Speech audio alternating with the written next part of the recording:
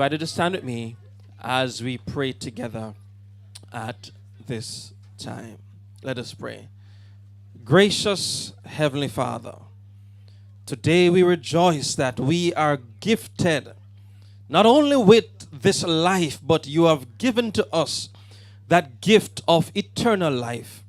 I pray today, Lord, that as this program has been planned, that you will bless its activities. We pray that all things will go to your name's honor and glory. We ask, God, that you will give wisdom to each presenter and for each participant, that their part in this program today will go beyond the expectations of the organizers. But beyond that, gracious Heavenly Father, let it be that these who have come by here will disabilities or challenges, but there is a world where we can enjoy, where we can be free to love and to live without limitations.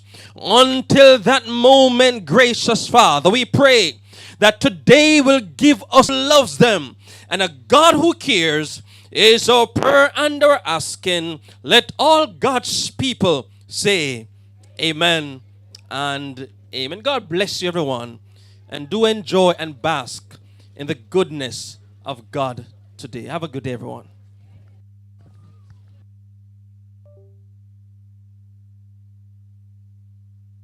All right, thank you so much, Pastor Wallace, the Personnel Sabbath School Ministers Director of West Jamaica Conference, and also the Possibilities Ministries Coordinator. Please give him and Mrs. Laws and company a big round of applause. All right, thank you.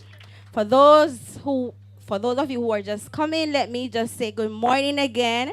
And we want to take this time to welcome all of you who are coming. All of you are special. You know that? If you're feeling special, I want you to touch a person beside you and say, I am special. All right, that was the wrong person. Touch the other person and say, I am special. All right, right. I like that. We are special. All right. Look on the outside. Tell me what you see shining out there. The sun. So tell me, how are you feeling? Warm or cold?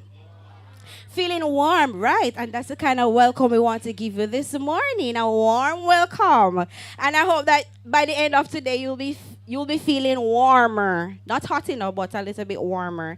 All right? So let me take this time to welcome from the Ministry of Education, Miss Dion Gale, Acting Assistant Chief Education Officer, our Board Chair, Mrs. Heather Miller Bennett, representative from JADE.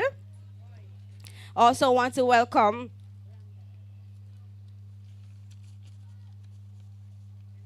our special invited guest from Ministry of Education, Mr. Richard Troop, and Miss Rowe. All right. And we also want to acknowledge the persons from Northern Caribbean University. We want to acknowledge our parents, our teachers, our students, and everybody who were invited today. So give yourself a big round of applause for coming today. All right. And I hope that you will enjoy today. I hope that you will learn something from this symposium about autism spectrum disorder and intellectual disability. So coming up, we will have our greetings from Miss Dion Gale, Acting Assistant Chief Education Officer at the Ministry of Education, followed by Mrs. Franklin representing JADE, in that order. Please make them welcome, everybody. Come on, man. Lively up yourself. Give them a bigger round of applause. All right.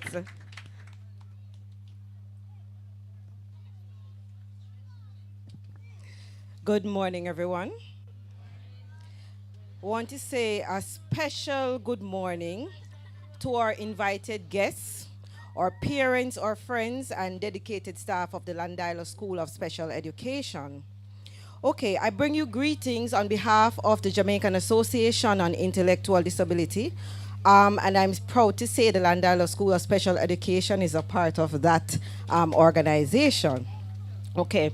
So as JADE celebrates well over 60 years in Jamaica and in the Caribbean, as the largest institution of its kind, we are happy to see that parents continue to show up and advocate for their children with special needs. We applaud this and the many other initiatives of the Llandilo School of Special Education over the years, and we definitely encourage all our stakeholders to continue to assist our school and our children to make their mark in society. Thank you very much.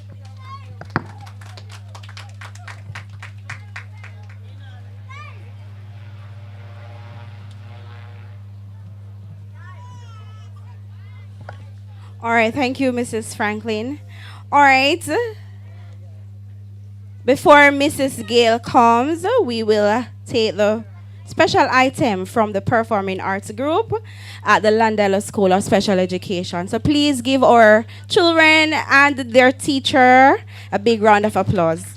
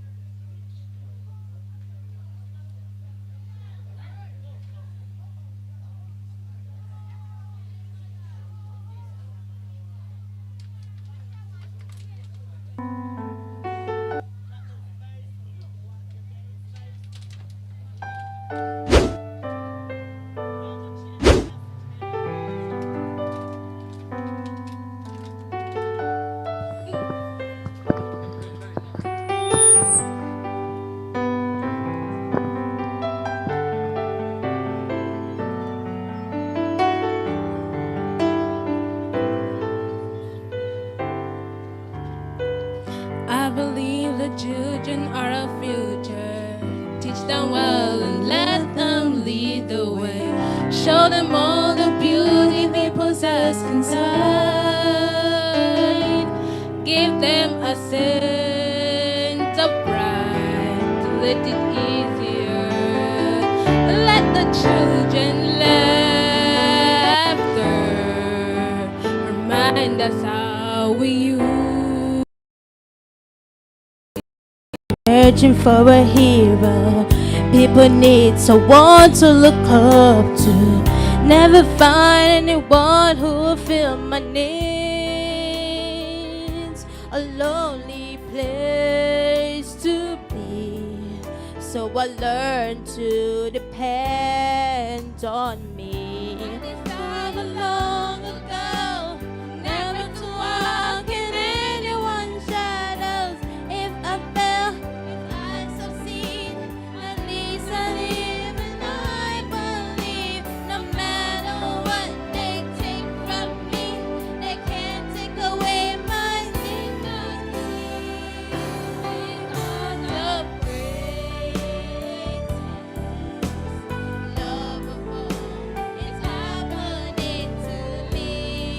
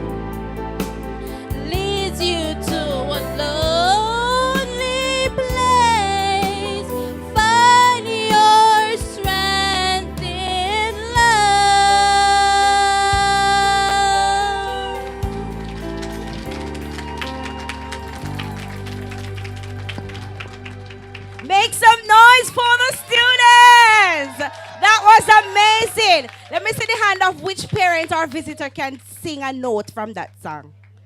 Which one do you want to try? I have a gift, you know. I have things to give away. So if you want to try, who want to try that? Mr. Troop, you want to try? You don't. Mrs. Gale, what about you? All right, please give them a big round of applause again. That was amazing. And thanks to the teacher who has been, rehearsing with them. So up next, we will bringing greeting, we'll hear from Mr. Garfield James, representing the mayor. Mr. James, please make him welcome.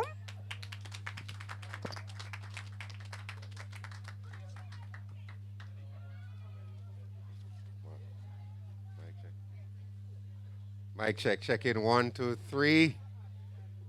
Good morning, ladies and gentlemen, boys and girls. It is really indeed a pleasure for me to stand here this morning to bring greetings on behalf of His Worship the Mayor. His sincere apology. Having said that, I first want to commend the conceptualizers of today's function. If you look carefully at your program, for many of us who are not in this particular field of training or career choice, when you read the heading on the program for the day, which speaks about autism, many of us do not understand the concepts. Many of us do not understand the words in relation to how significantly it affects individuals. And to have a function of this nature to highlight and bring to the fore the situation that we face as a community, as a parish, and as a country must be commended. It is not only that we need to recognize and commend the individuals who have made this possible in terms of the agencies, and it's a team effort that has come together to make this a reality. But when you look at the number of individuals who are seeking access for this service, this institution here does not have the capacity to accommodate the demand. And I'm going to say this, that from the Ministry of Education standpoint, Mr. Brown is here, other dignitaries are here from the ministry. We seriously need to look at expanding the service here in the parish of Westmoreland.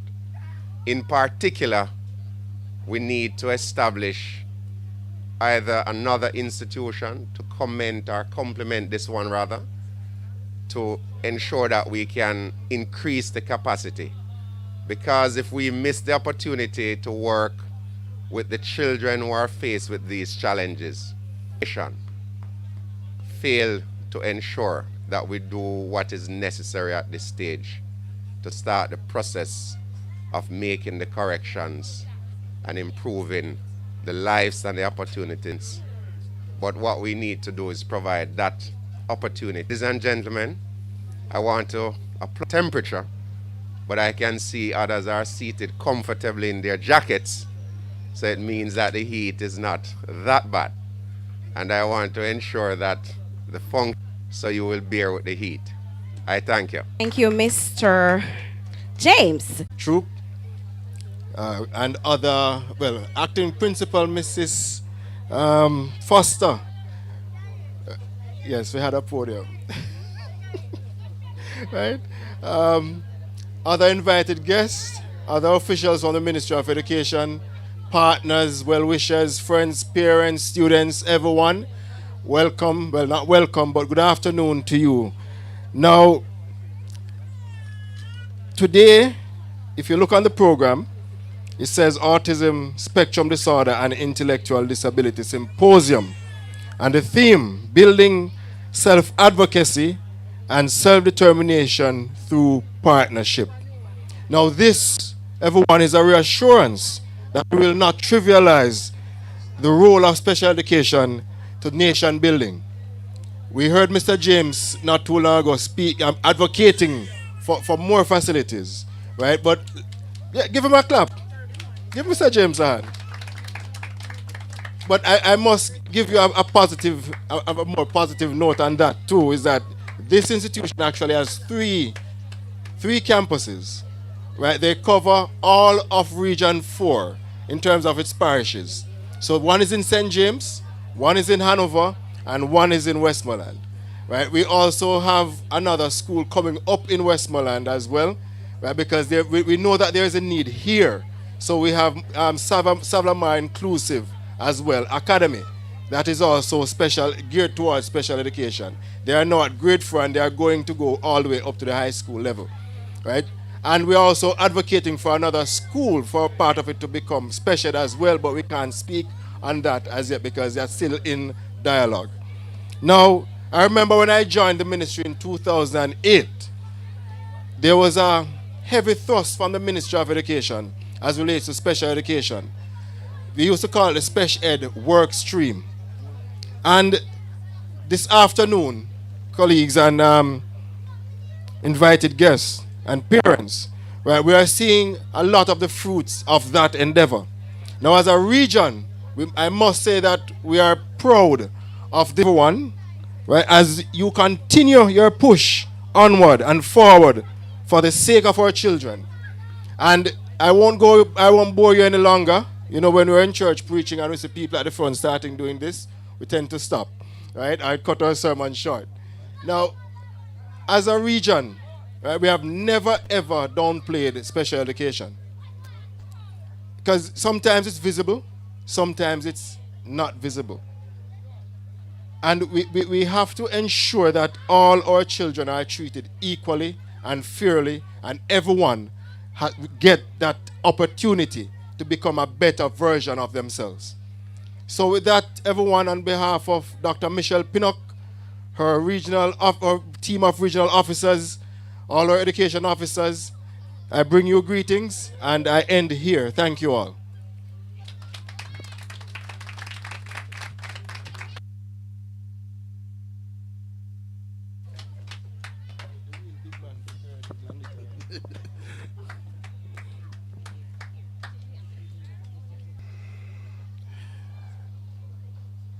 In the power of self-advocacy. It is because you believe in the power of self-determination and that through partnership all things are possible. That's why I'm here today. Because you say, parents, you might not know this, and this to you, in recognition of the sterling work of your region, Region 4, including your education officer, Mr. Brown, the advocacy of your board and your principal to ensure that despite the challenges you face, there is hope that with advocacy, you can make a change. So several weeks ago, months ago, more than 2 months, your acting principal would have reached out to our unit. She's aware that a part of my portfolio responsibility is the Ministry of Education and Youth's Rural Transportation Program. A program that was launched in 2017 by the then Honorable, I'm coming. No. Rural Reed. Oh, Jesus. Senior moment. You know me tired, you know. When you hear me, could you even remember that? Honorable Reed at the time would have indicated that we must do something to treat with the issue of transportation for our nation's children, particularly those in rural parishes, because you know the transportation costs for children and adults too in rural parishes, it's not ordinary. Yes, I know children pay $1,000 to go to school every day. And they are not necessarily from children of parents with wealth. And parents have to make sacrifices for their children to be at school. We started this program in 2017 targeting children at the primary and secondary level. Started first at secondary level because we know children travel far distances from home to school at the high school level rather than the primary level. And so we had this intervention, and 2 years ago, as special education school in Region 2 reached out to us. And they would have asked, sir, can you consider extending this level of support for our children? Because our children and our parents also need this level of support. And we did as a pilot. Your acting principal would have reached out to us too. And parents, I want you to hear this in particular.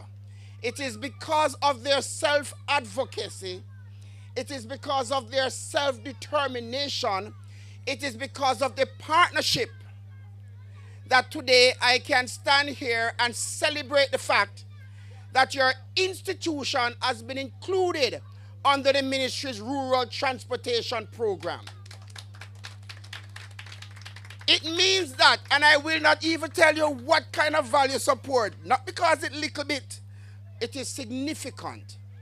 But what it will bring to you as parents.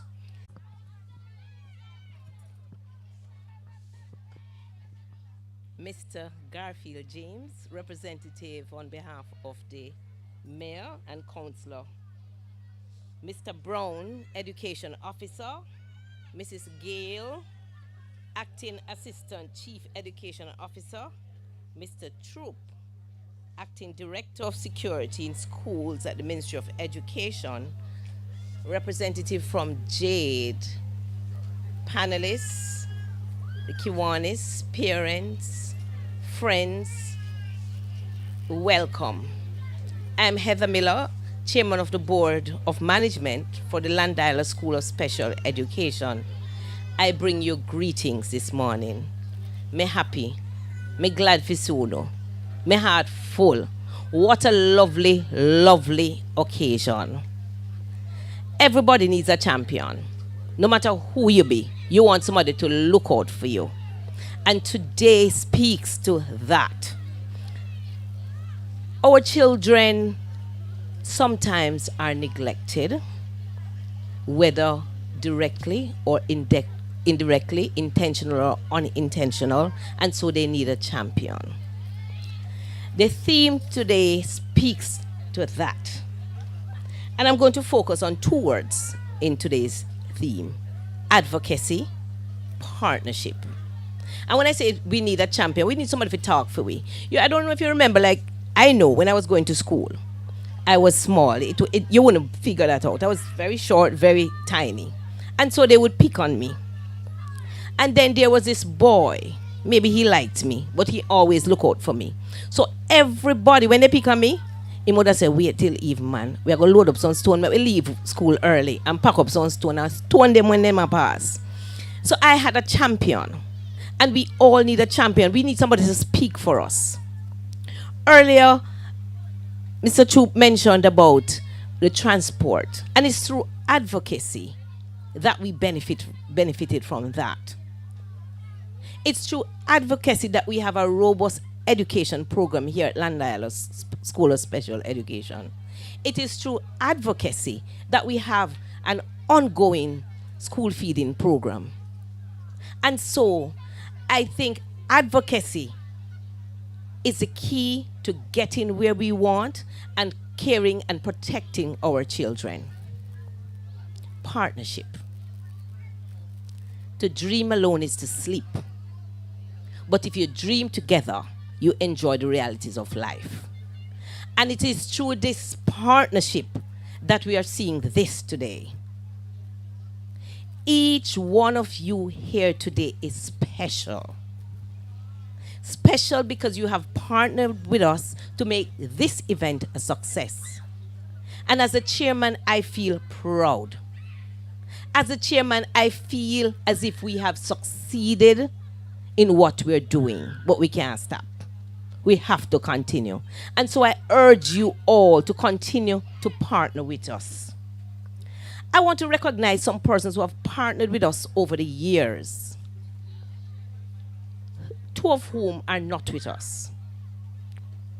Our past board chairman, Russell Hammond, when you talk about champion, when you talk about advocacy, before I became a board member, I was part of JADE.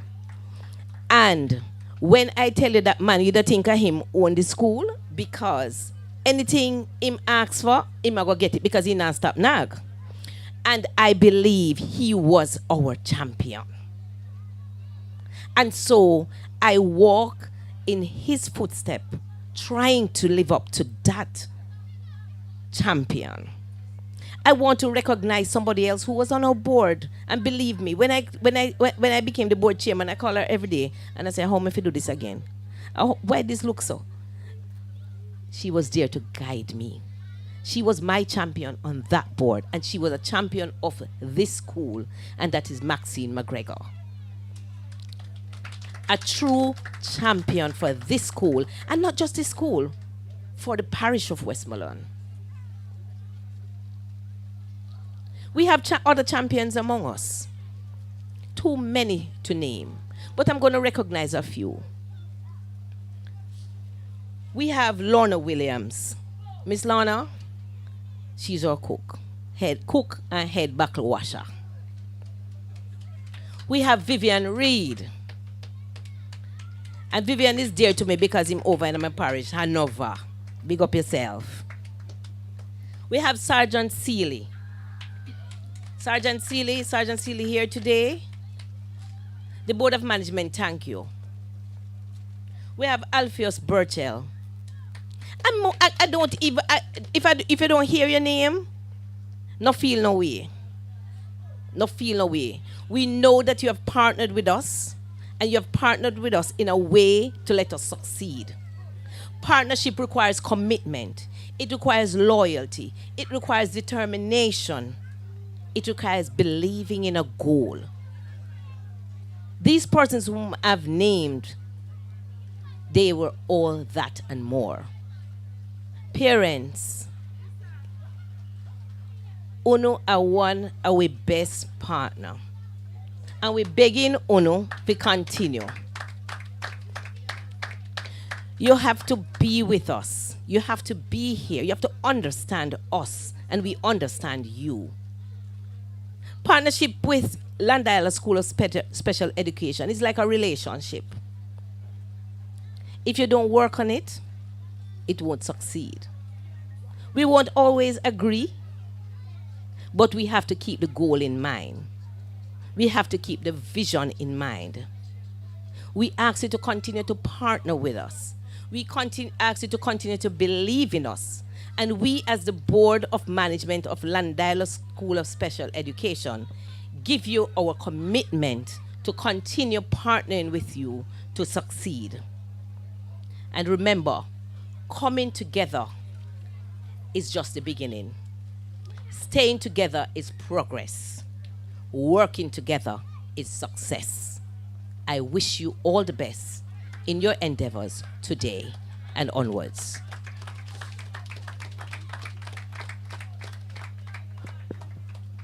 Come on, give her a bigger round of applause. Thank you so much, Mrs. Miller. All right, now let's do some check while Mrs. Foster is getting ready to come and do her presentation. Those of you who are coming from Montego Bay, let me hear you make some noise. All right, what about Lucy? All right, what about Llandilo? No man, Llandilo don't make Moby and Lucy beat to know. All right, no man, let's try that again. Montego Bay, make some noise. Lucy, make some noise. Llandilo, make some noise. No, sir. Llandilo hungry. All right, I'm sure we have food on sale, right? All right, let's try again. Westmoreland, make some noise. Oh, I see. Hanover, make some noise. St. James, make some noise. All right, awesome. Now we will welcome Mrs. Foster, our acting vice principal. Make her welcome, people. All right.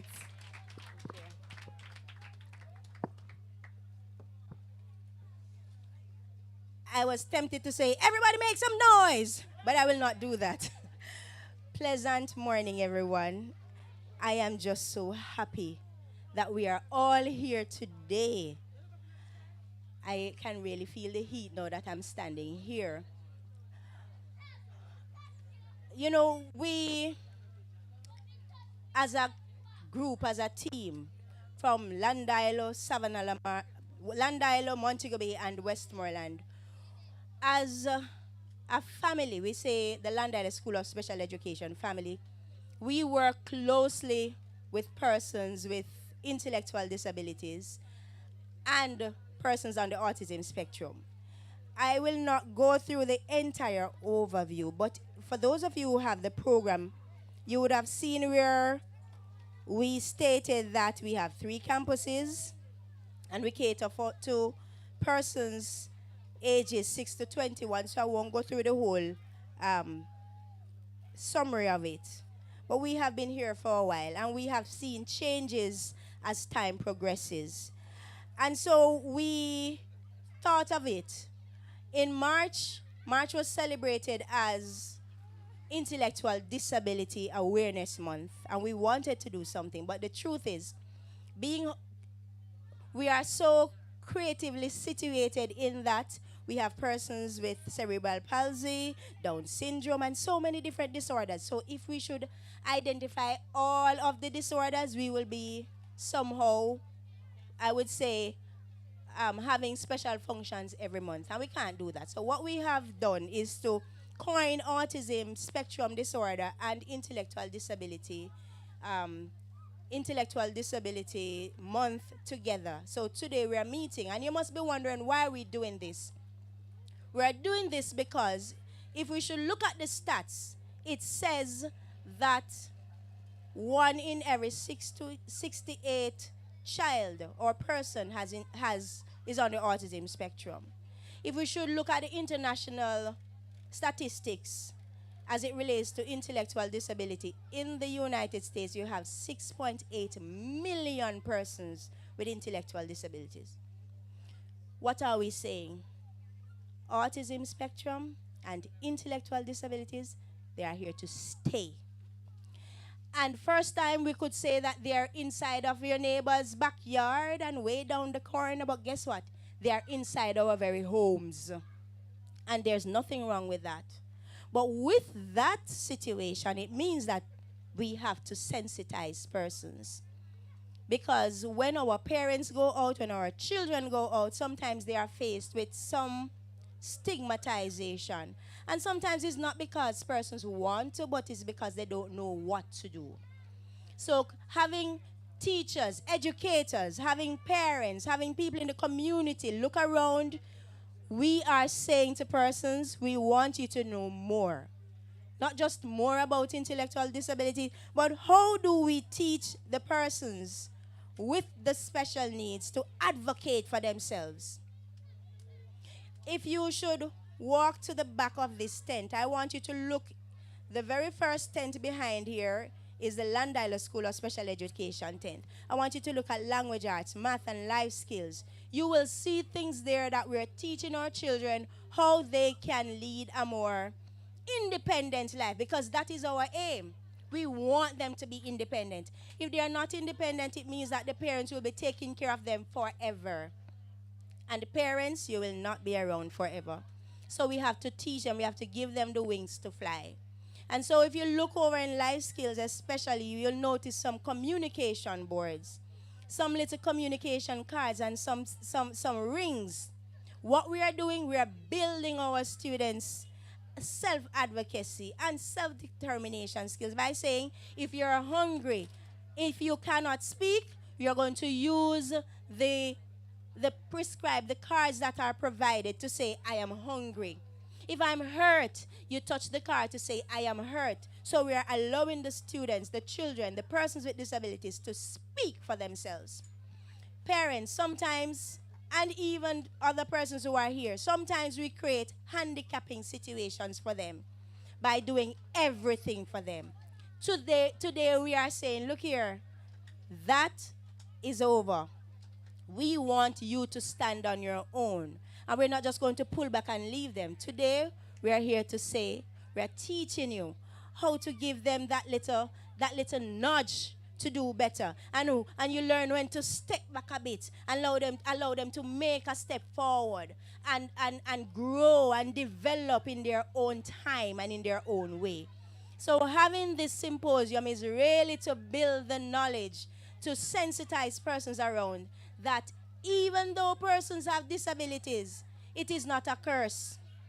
But if they are taught the right way, if they get the right support and with partnership around, then they can do better. It is our hope, ladies and gentlemen, that at the end of the day, you too become advocates for persons with disabilities. Enjoy the rest of the day.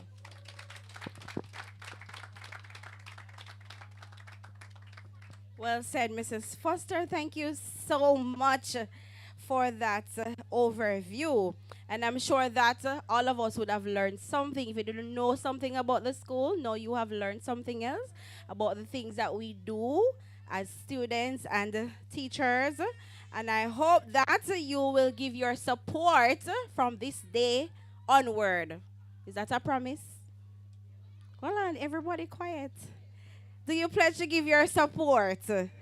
Parents, visitors, well-wishers, do you pledge to give your support? All right. All right, so thank you again, Mrs. Foster. We will now be having some presentations. First, we will hear from Antonika Gunter, representing the Early Stimulation Program. And then we will hear from the Dental Department of Westmoreland Health Department. In that order, please make them welcome.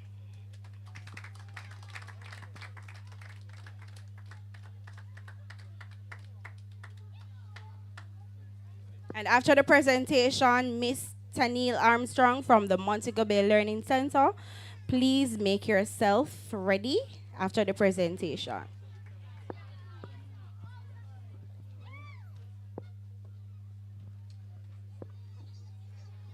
Good morning, everyone. All protocol observed. I am so excited, about this fair where information and ideas and we will be learning and sharing from each other. I want to say a big congratulations to the school for having, even thought of this idea. I am here representing the early. Hi, sir. How are you? Good to see you. I'm here representing the Early Stimulation Program. And the Early Stimulation Program, it's all about getting started as early as possible. Early intervention. All children needs stimulation. All children. But more so the child with special learning needs. And we are here to share with you, how if you kind of see like something not so right, you suspect that your child might be having a delay or slow, where we can start from.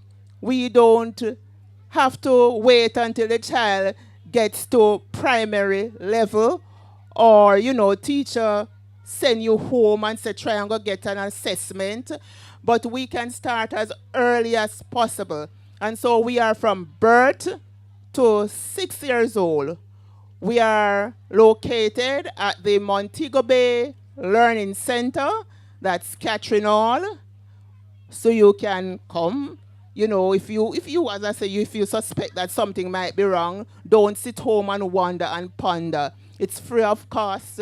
Come and we will help you to look at what might be happening. Have a wonderful day. God bless you.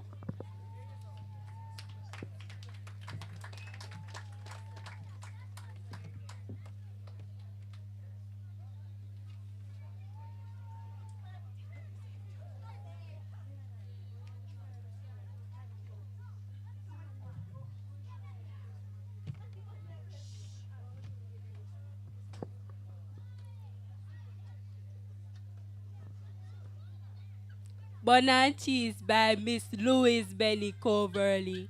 Them boy there, Miss Matty, and a maca and a tease.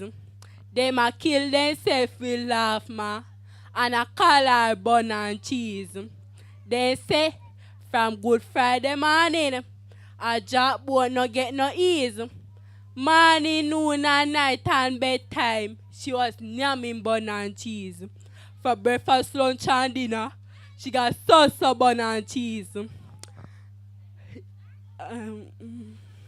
She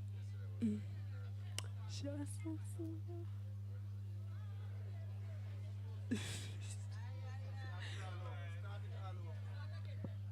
Bun and Cheese by Miss Louise Benny Coverly. Them boy there, Miss Matty, and a maca and a tease. Them a kill themselves with laugh, ma, and a color Bun and Cheese. They say, from Good Friday morning, a job boat no get no ease. Morning, noon, and night, and bedtime, she was yamming Bun and Cheese. For breakfast, lunch, and dinner, she got so Bun and Cheese. Them She not. She can't it go at church and moving pictures, if you please.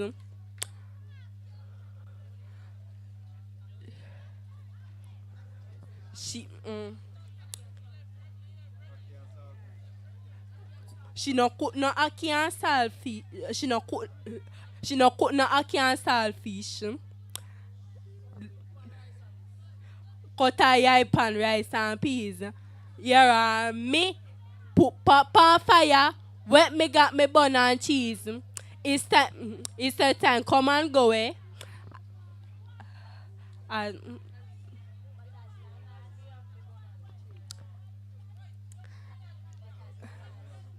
but as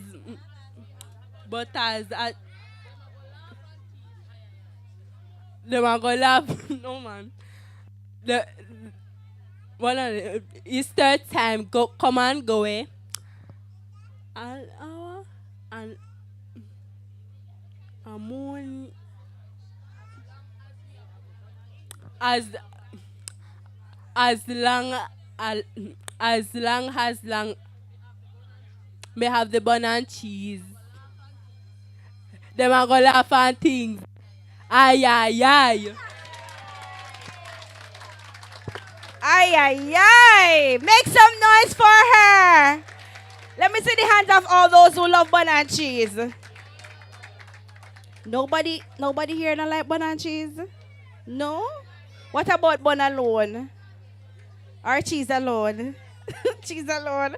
All right, very good, very good. All right, so coming up next, we will have our panel discussion, which will be hosted by Mr. Arnold Kelly, right?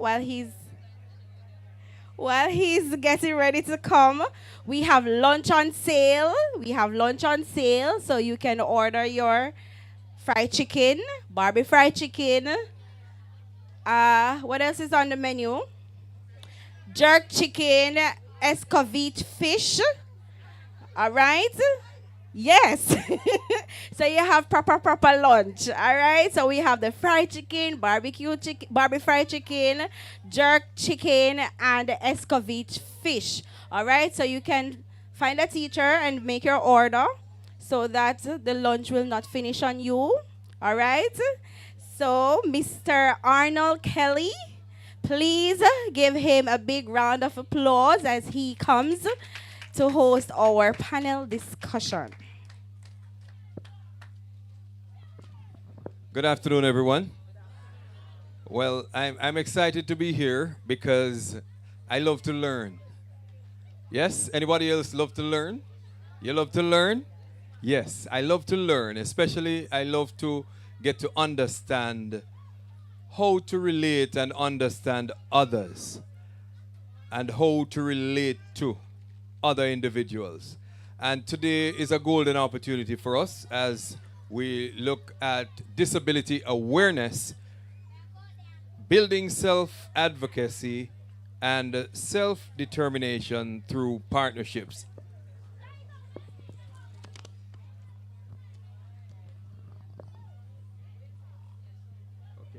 So now I need the extra eyes. So let me ask a question. Anybody in here with special needs? Anybody? Anybody? Well, I don't know about anybody else, but I have special needs. And I believe that all of us have special needs. And everybody does, but yes, of course, to varying degrees, right? And so we tend to look at individuals based on what we can see with our eyes to determine whether or not they have special needs. And so we will sometimes be judging people, right? Now, today we have a very loaded panel. Yes, a panel of powerful individuals. We have Dr.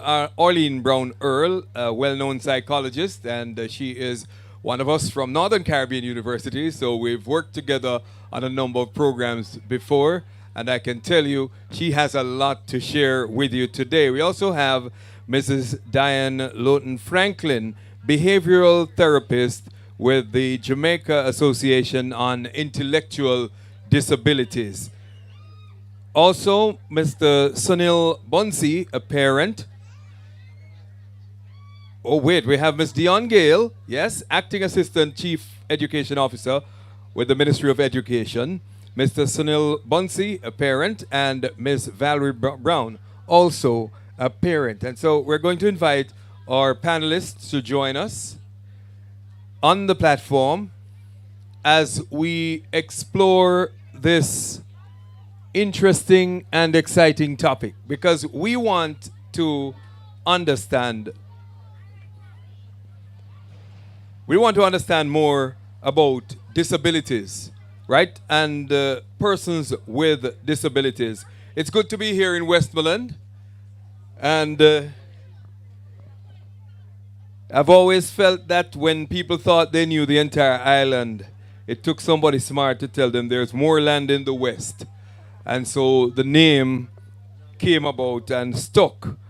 All right, so first of all, we want to talk about disability, but first we have to understand what it is that we're talking about when we use the word disability. And so we're going to start, let me see, I think I'll start with Dr. Arlene Brown Earl, our psychologist. Dr. Brown, what is it that we're talking about when we use the word disability?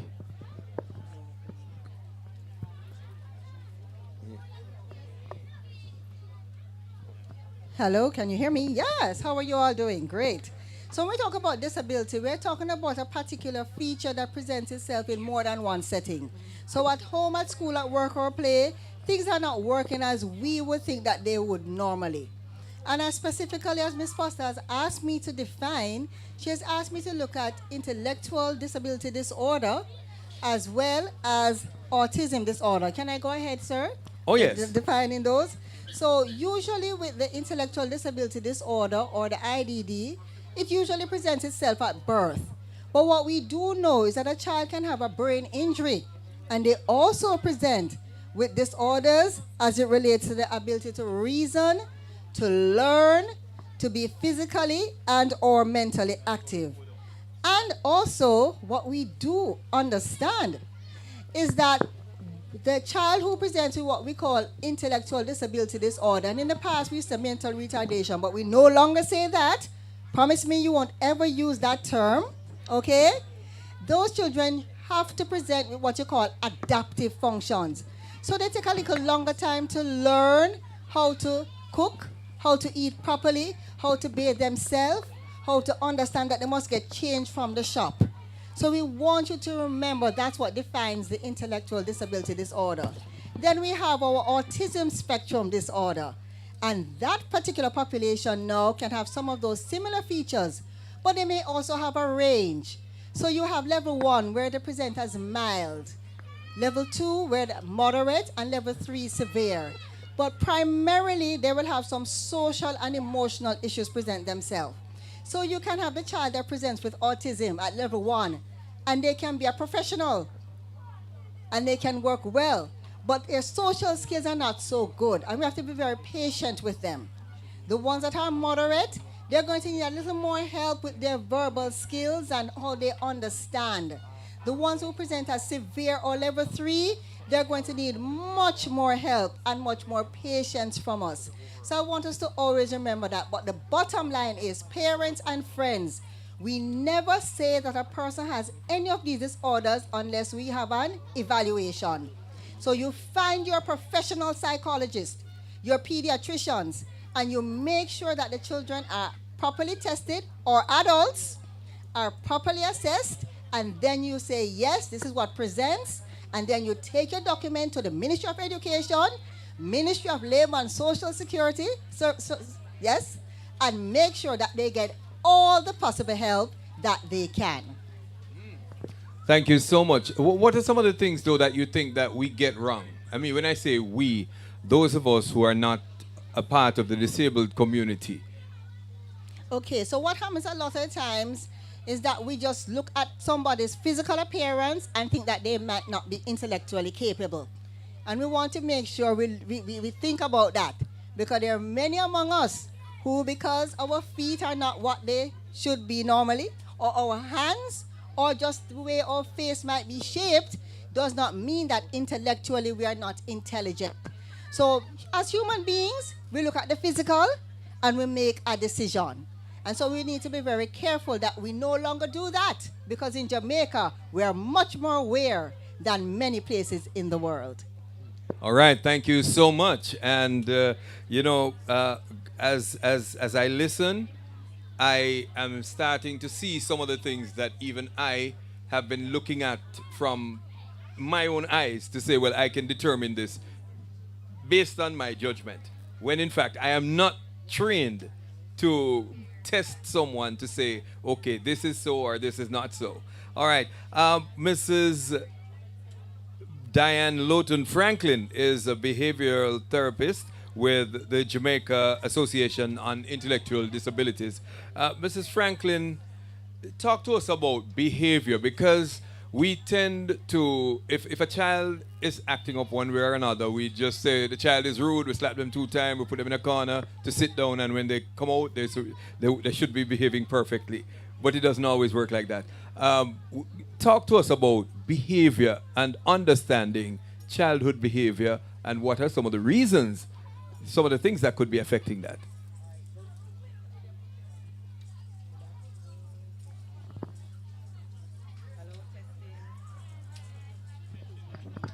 Hello, good afternoon. So when we talk about behavior in Jamaica, we usually, when we say the child who have any behavior, it usually means that the child is misbehaving. In truth and in fact, behavior is everything that we do, whether it's bad or it's good, whether it's appropriate or inappropriate.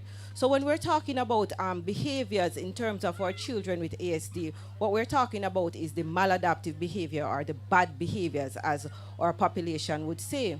And what we need to understand is that when we say that our children are behaving badly, it typically serves a function.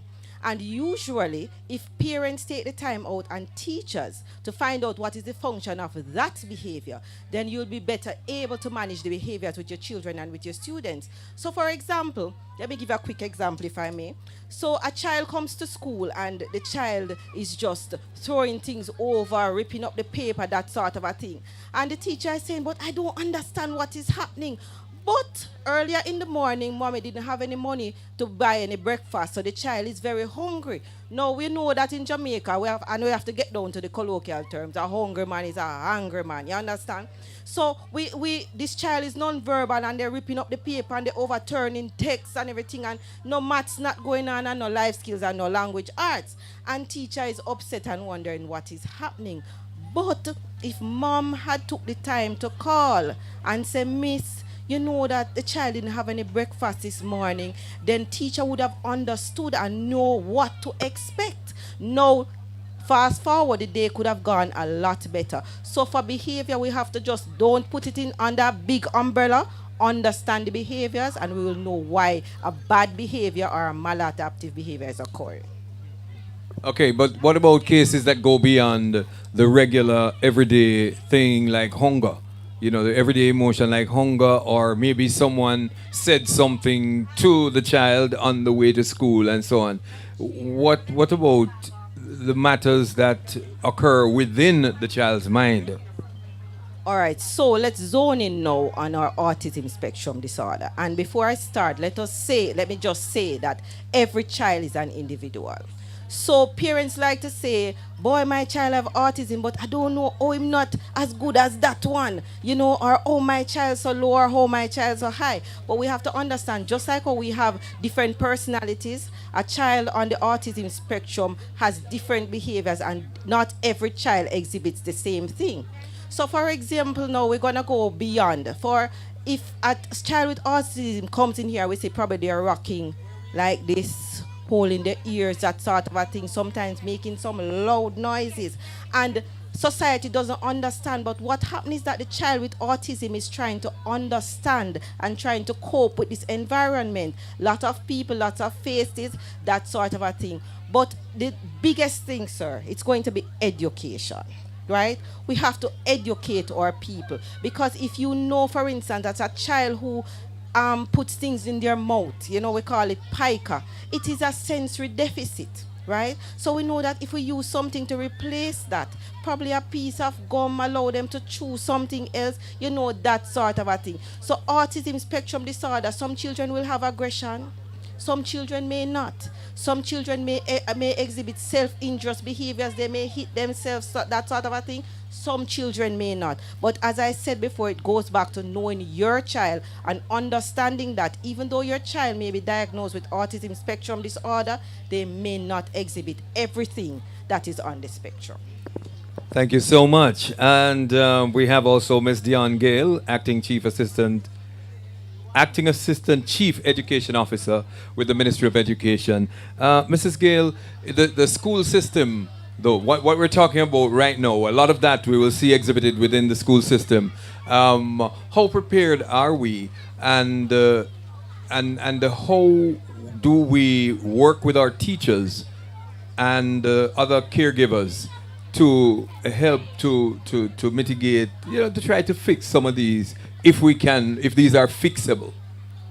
Okay, so presently what the ministry is doing is that we are, you spoke to behaviors. Mrs. Franklin would have spoken to behavior. And so we have what we call a shadow program, where students with ADHD, for example, can get a shadow to assist him or her on a daily basis. So every day at school, the shadow sits beside the child and keeps him or her on task. So sometimes it's something very simple, actually. It can be a tap on the shoulder just to redirect the child to the lesson or to the activity that they're involved in.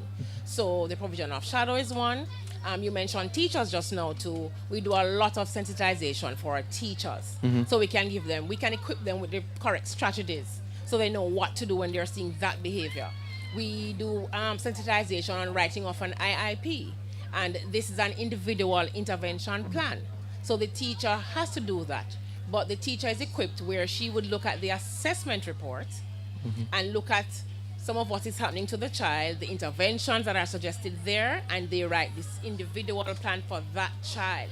So it's unique to that student. So Right, because every child is different. Right, and so now teacher and shadow now has to communicate so that they're able to carry out what is in the IIP, to put it simple. So all right, and so what would you say is the parents' role in all this now? All right, and I'm glad you asked that. So the parents' role is that on writing the IIP, the parent must be a part of that team. So what we find is that we get better results if the parent is also I was gonna say off it, but understands what is happening at school, so they can in turn reinforce at home. So if the parents sit on that team, you find that they can carry out what teachers doing at school, intervention strategies, it is carried out in the home as well. And sometimes vice versa. And parents don't know their strengths sometimes, but sometimes it's the parent who will say, this is what I am doing at home. And because it's working at home, teacher now might try that strategy at school as well. So it's a dual partnership with parent and teacher. All right, and you're talking about the partnership between parents and teachers. Well, I'd love to hear from the parent. Now, Ms. Valerie Brown, and Mr. Sunil Bunsi, they're here with us, they're parents.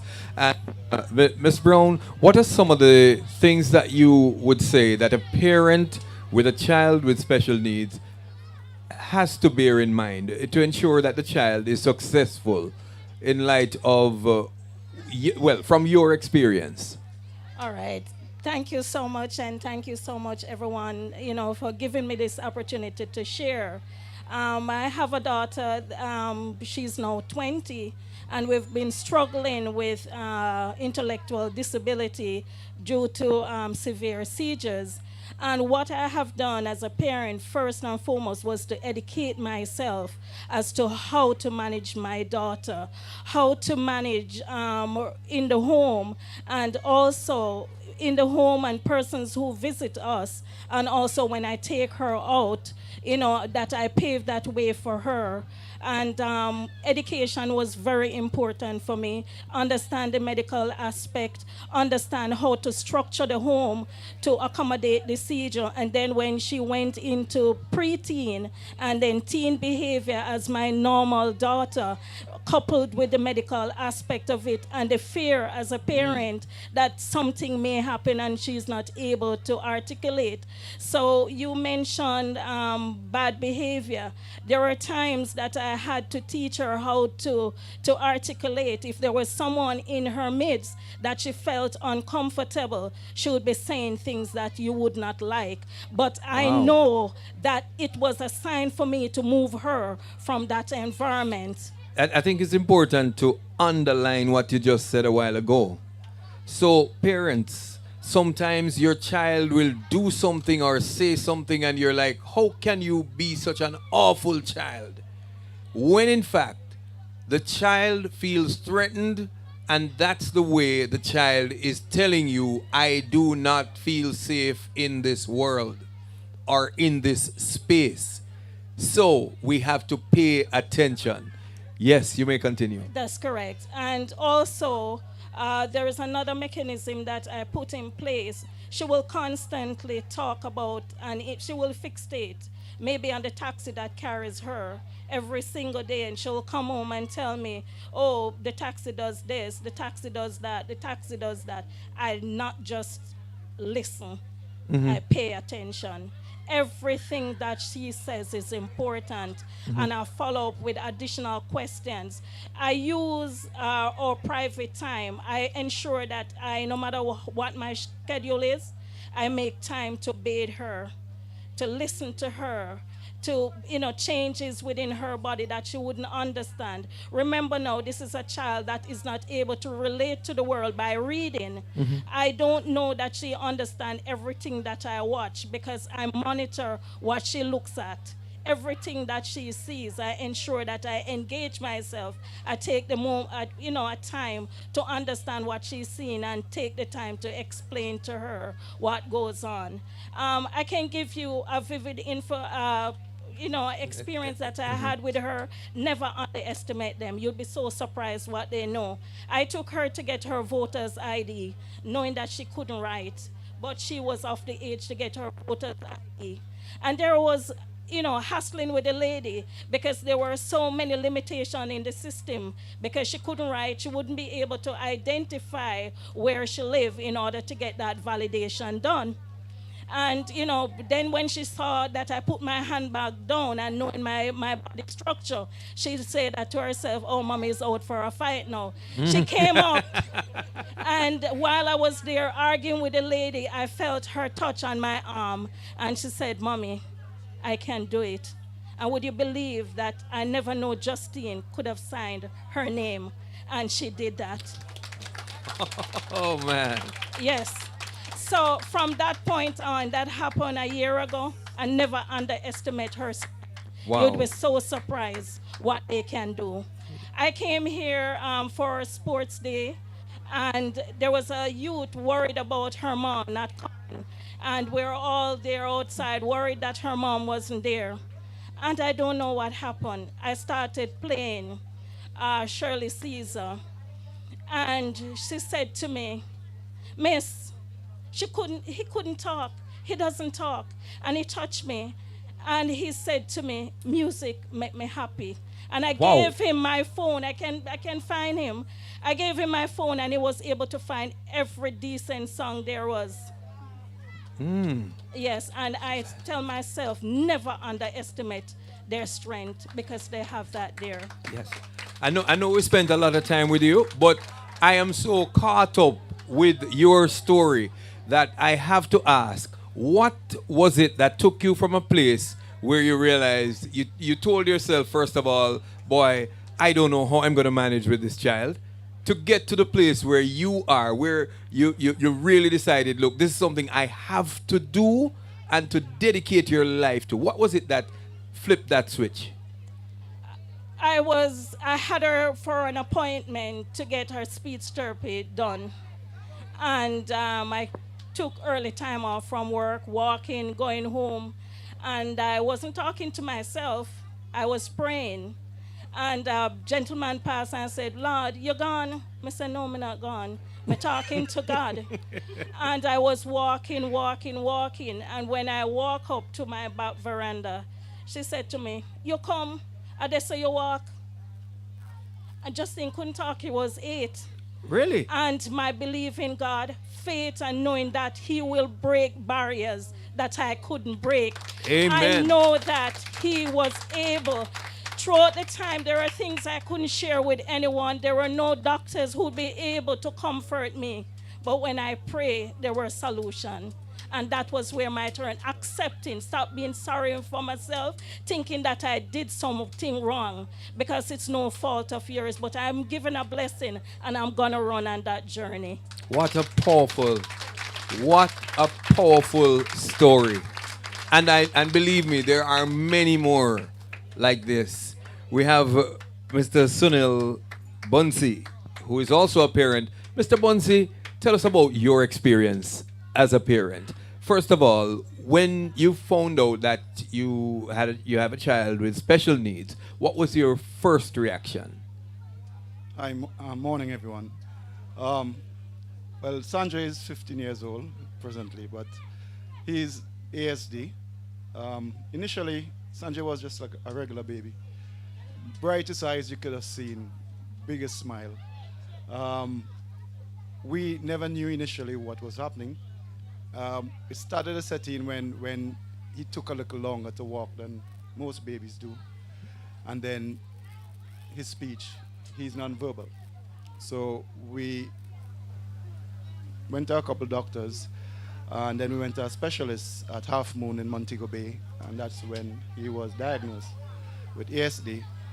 I never knew much about it, and my wife never knew much about it either, because truth be told, if it don't really affect you, you may not learn about these things. Right. Mm-hmm. We have 3 other kids, and we have 2 grandkids, and they're all great. So it was a new experience for us. So we had to educate ourselves on ASD, but it didn't set in like it was a disability, because I mean Sanjay was he's a blue-eye baby. He's our last, and we love him dearly. We just had to learn about the condition and know how to treat with him. Patience is key to this. Mm-hmm. You need to have great patience. I mean, we had to have patience with him in teaching him how to brush his teeth. I mean, we had to sit over him, just to, get it done, and then have him do it on his own, monitor him, same thing with bathing and everything else. And it takes time. I always say to him, for someone who is nonverbal, you make a whole heap of noise, especially when I'm looking at the news. But it takes a lot of patience. Work on what he can achieve. That's what we did, not what he cannot. It helps build self-esteem, and it gives him that confidence, I believe, because the things that Sanjay do at this age, 15, I never foresee he could have done those things. Wow. Sanjay actually starts my vehicle in the morning. He will go and start the vehicle, wind down the glass. He looks after himself. He helps himself to the microwave. When he's preparing his breakfast, he will heat up the milk. So we have worked with him. We have been patient with him, and we have seen the results. Llandilo School has played a big part in that also, because the teachers here are excellent, and they are very patient. They are very patient. My Miss Binns is Sanjay's present teacher now. He's in grade 7. And she understands Sanjay. When Sanjay is away from school for a prolonged period, whether it be a weekend, a long weekend, or what, she expects him to be a little rowdy the first day. He takes a time to settle down. And my teacher, she understands that. And so does a lot of the other teachers in the other classes. And that's what I appreciate about the school. They take the time to understand the child, and it makes our job easier. We also have a lot of exchange. Yes, Sanjay, thank you. Yeah, we also have a lot of exchange on what he does at home. So when he gets to school, they are really aware, so they can work on that also. Okay. Believe me, it's a great experience with Sanjay, and we love him dearly. And he has grown significantly in all areas, and we expect him to excel. Wonderful. Computer, oh my, Sanjay will sit and monitor your password without you knowing, and then go into your phone. He does that with his mother phone a lot. Sanjay's a genius. Yeah, he tried that with my phone. Well, he knows the password now, because even though I try to hide it, I don't know how he got it. So he will go into my phone, but he loves computer. He loves to go on. We monitor what he looks at. He still loves a lot of, baby first. I mean, baby first is something he has been looking at from when he was a baby, and he still enjoys it up till this day. But like I said, it's a great experience for us, and it has opened us up to what is out there and what we can be part of, outside of what is the norm. Boy, I'm listening to you, and give him a hand, ladies and gentlemen. I'm listening, and I'm assuming, based on what I'm seeing and even what I'm observing from here, is that Sandra is non-verbal, but he's hearing and he absorbs everything. Everything. So don't worry about him on the news, because the news will upset anybody. All right. Dr. Earl, help us to break down what we just listened to, coming from both parents. Okay. One thing I also want to share is that parents, let me see the parents here. Wave your hand for my parents. Wave your hands for my parents. You know how powerful you are? You are powerful. Yes. Very powerful, and I want you to always remember that. I am so motivated from what was just shared a while ago. But I want to touch a little bit on the autism spectrum level 1. For example, Sanjay, we have children like him. They would just wake up one morning and play the piano, and they were never taught. They will write a computer program, and they were never taught. That's the marvelous thing about the level 1 children with autism spectrum disorders. We have a child right now, a young man, in Spanish Town, one of our Adventist churches, and he plays. He's nonverbal, and at times he's like a child. He likes little cute and quaint things. But every song in that hymnal, around 600 of them, Adventists tell me, around 600 and something of them. 600 plus. And he plays them by ear. What? Okay? Oh, yes. And that is all over the world with children who are at the level 1 autism spectrum. But we want parents to understand that the stimulation, the motivation, and what my parents said here today, relationship between school and home is key. Now, I want our parents to remember, take your child out. Ignore people and the stigma. Don't pay them no mind. Take your child out everywhere. You're going to Miami, take your child. Don't leave the child at home with anybody. You're going to Ocho Rios, take your child. You're going to the beach. Take them everywhere so they're stimulated and they're aware and they learn about social behaviors in different settings. Take them to church. Let them be a part of church. When all the children are going up Sunday and Sabbath school to do their presentations, they must be a part of it too. It might be that they're at level 2 where they can only play the drum.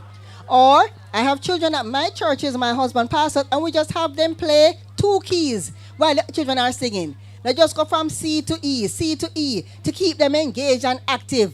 And let me tell you, they keep quiet after that because they did something and they were a part of the picture. So we want our parents to always remember that. Keep them engaged. But one little part, parents, I want to encourage you to do, I know it's the hard part, is to be consistent because they will outsmart you. Isn't that me for tell you?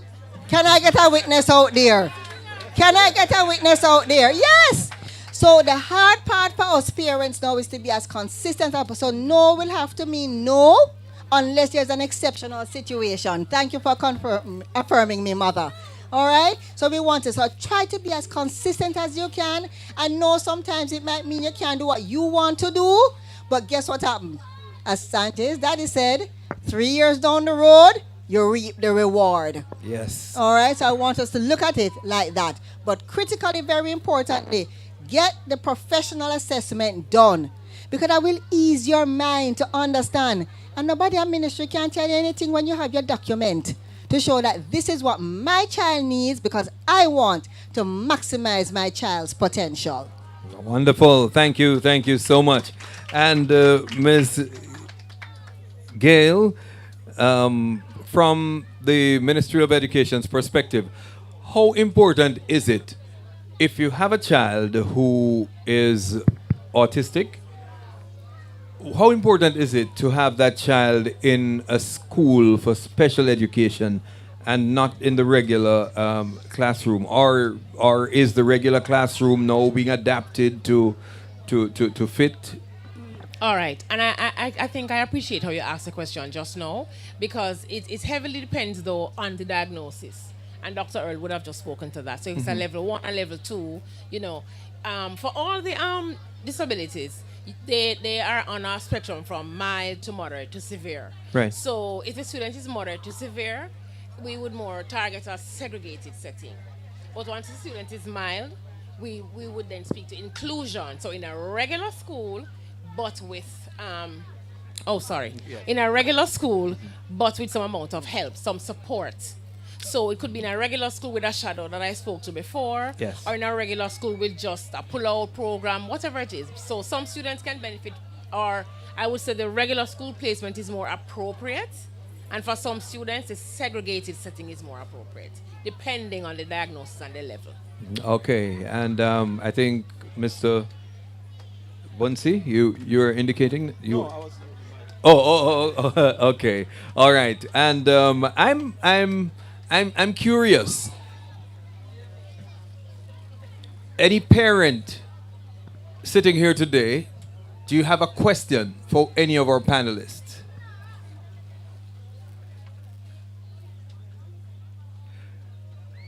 I think our panelists have done so well today. Yes, but okay, yes. Yes, I want to expound, because we spoke to the shadow and what happens in the classroom. I think it's very important that the parents understand too that we also offer support as it relates to examination. Oh, yes. So you might be wondering, the student is in the regular class, he's on the spectrum. When he goes into an exam setting, you know, how does he cope with that? So we have what we call accommodations. So a student who is with ADHD, for example, can't sit still, you know, tend to be fidgety, they're given extra time and or a prompter. The prompter is there to keep him or her on task. A student who has specific learning disability, maybe in writing or reading or in mathematics, they are given, again, certain accommodation, or a reader or a writer to help them to perform better, to enhance their performances, not to help them, but to just help them to, you know, answer the questions, maybe at a slower rate, so the extra time would do that. The prompter would keep them on task, and the reader, as it suggests, and the writer would read or write for the child. All right, and or behavioral. I want to use the word. I don't want to say guru. But yes, well, I know you had something to add earlier on. Yes. Yes, I just want to say we're speaking to self-determination and self-advocacy.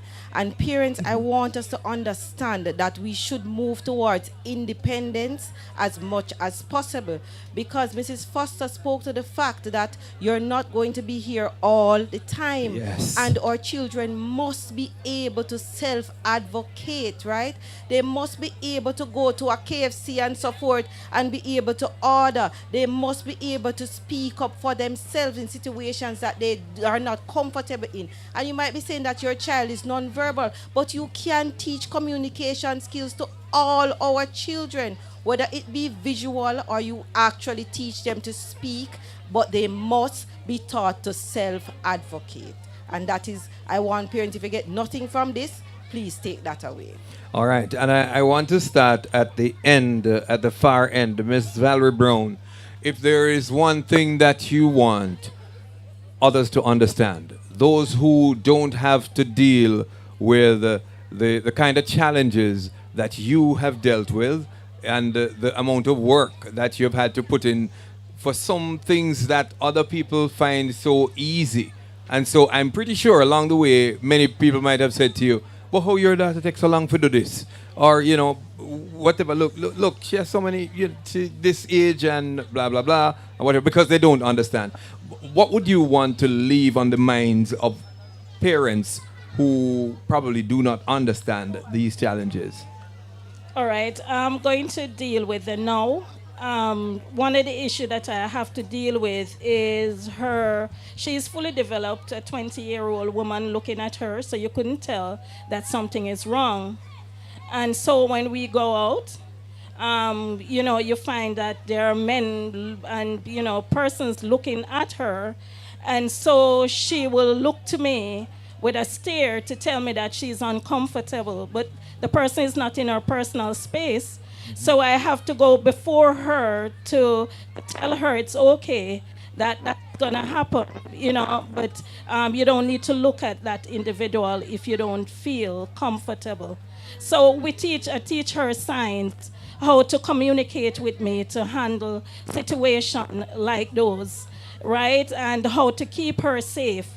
So, with that said, I have to listen to her every single day, what goes on in her environment. So because I have a daughter who is 17, so that helps too. So with a situation that requires more from me, and then another daughter who is normal. So I get the balance, and I thank God for that. So that helps me to keep me, so I'm able to draw that line. I know when I have to put in more, and I know when I have to stand back. But it came with experience and over time, Mm-hmm. And what I do for people who doesn't understand, and I may have to take her out, I do the introduction. I make it easy, because it doesn't, you just don't take them out there just to swim. You have to pave that way for them. Yes. You get what I'm saying? So if I take her out, I do that briefing. I'm not ashamed of my daughter. In fact, she's a blessing. I can't even tell you. She is a blessing. Yes. She's a blessing. Yes. And Mr. Bunsi? Hi. So I just wanted to support the behavioral guru as it pertains to... New title. Yeah. Engage your child. Sanjay, thing as morning. Now he's very fluent. I step out of the room, he will say, Daddy, good morning. Sitting with Mommy. These things took time with us by engaging him constantly. Even with persons coming to the home, he would come to us and say, call Mommy or call Daddy, because the person will tell them, advise him to call us. But you have to engage them. You need to do it constantly, regularly. Because it took a while before he could say morning, even when he gets to school. It took a lot of time, and you need to just continue supporting your child. But engage them, don't leave them alone. It will take quite a while for a simple thing to be done. But at the end, the result is worth it. It's worth it. Sanjay he's making up his bed now. Yes, he was taught. So he does. It's not the best, but he is learning. He even starts washing his dishes when he's finished. His breakfast in the morning, because he was taught that. He showers himself. When he uses the washroom, and these things took time. So Yes. all I'm saying is that just reaffirm, just engage them and continue engaging them. I would not change anything presently with my son. I would not have it no other way. And I just encourage parents to be patient. That's all. Yes, thank you so much. And, I think that, like, even as I'm asking this, I'm thinking about myself and some of the things that I came to realize that took me by surprise. I know a friend who has a boy who is on the spectrum, and she said he's mostly nonverbal. I mean, he will say something every now and again, but one day somebody was carrying out some work on one side of the house, so they were using a jackhammer, and it was making a lot of noise, and he just started to scream, and then he just rushed and he just pushed her and started pushing her into the other room, and then using his body to cover her because he felt that here was something that was posing some kind of a threat. And he just fell on top of her, pushed her down and fell on top of her to protect her from the perceived threat. Now, for many people, they probably wouldn't understand what's happening and like, what is why come bunks me down for? You know, but when you spend the time to understand and to learn for yourself, and so these are the things that like I wouldn't have figured out. You're just seeing it, I probably wouldn't know why he's doing that. But you get to know your child. Get to know your child, Doc. Absolutely. Wonderful, wonderful example, sir. I really, really am happy that you shared that with us. And so, parents, I want us to remember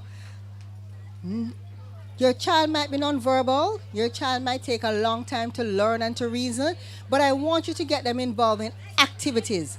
Let them learn to swim. Okay? Let them learn to cook. Let them learn to wash the dishes. Let them learn all the regular everyday things. And so the washing of the dishes might start with rinsing and placing. And then as they do well in that, then they can start washing, etc., etc.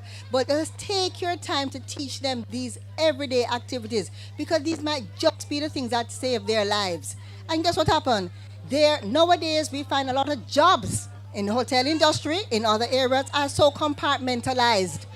They can get opportunities earning. I have a friend, and her son works at the gym, and he's responsible for the towels. And let me tell you something. Try your best, don't put up back the towel them. You could name Dr. Brown Earl.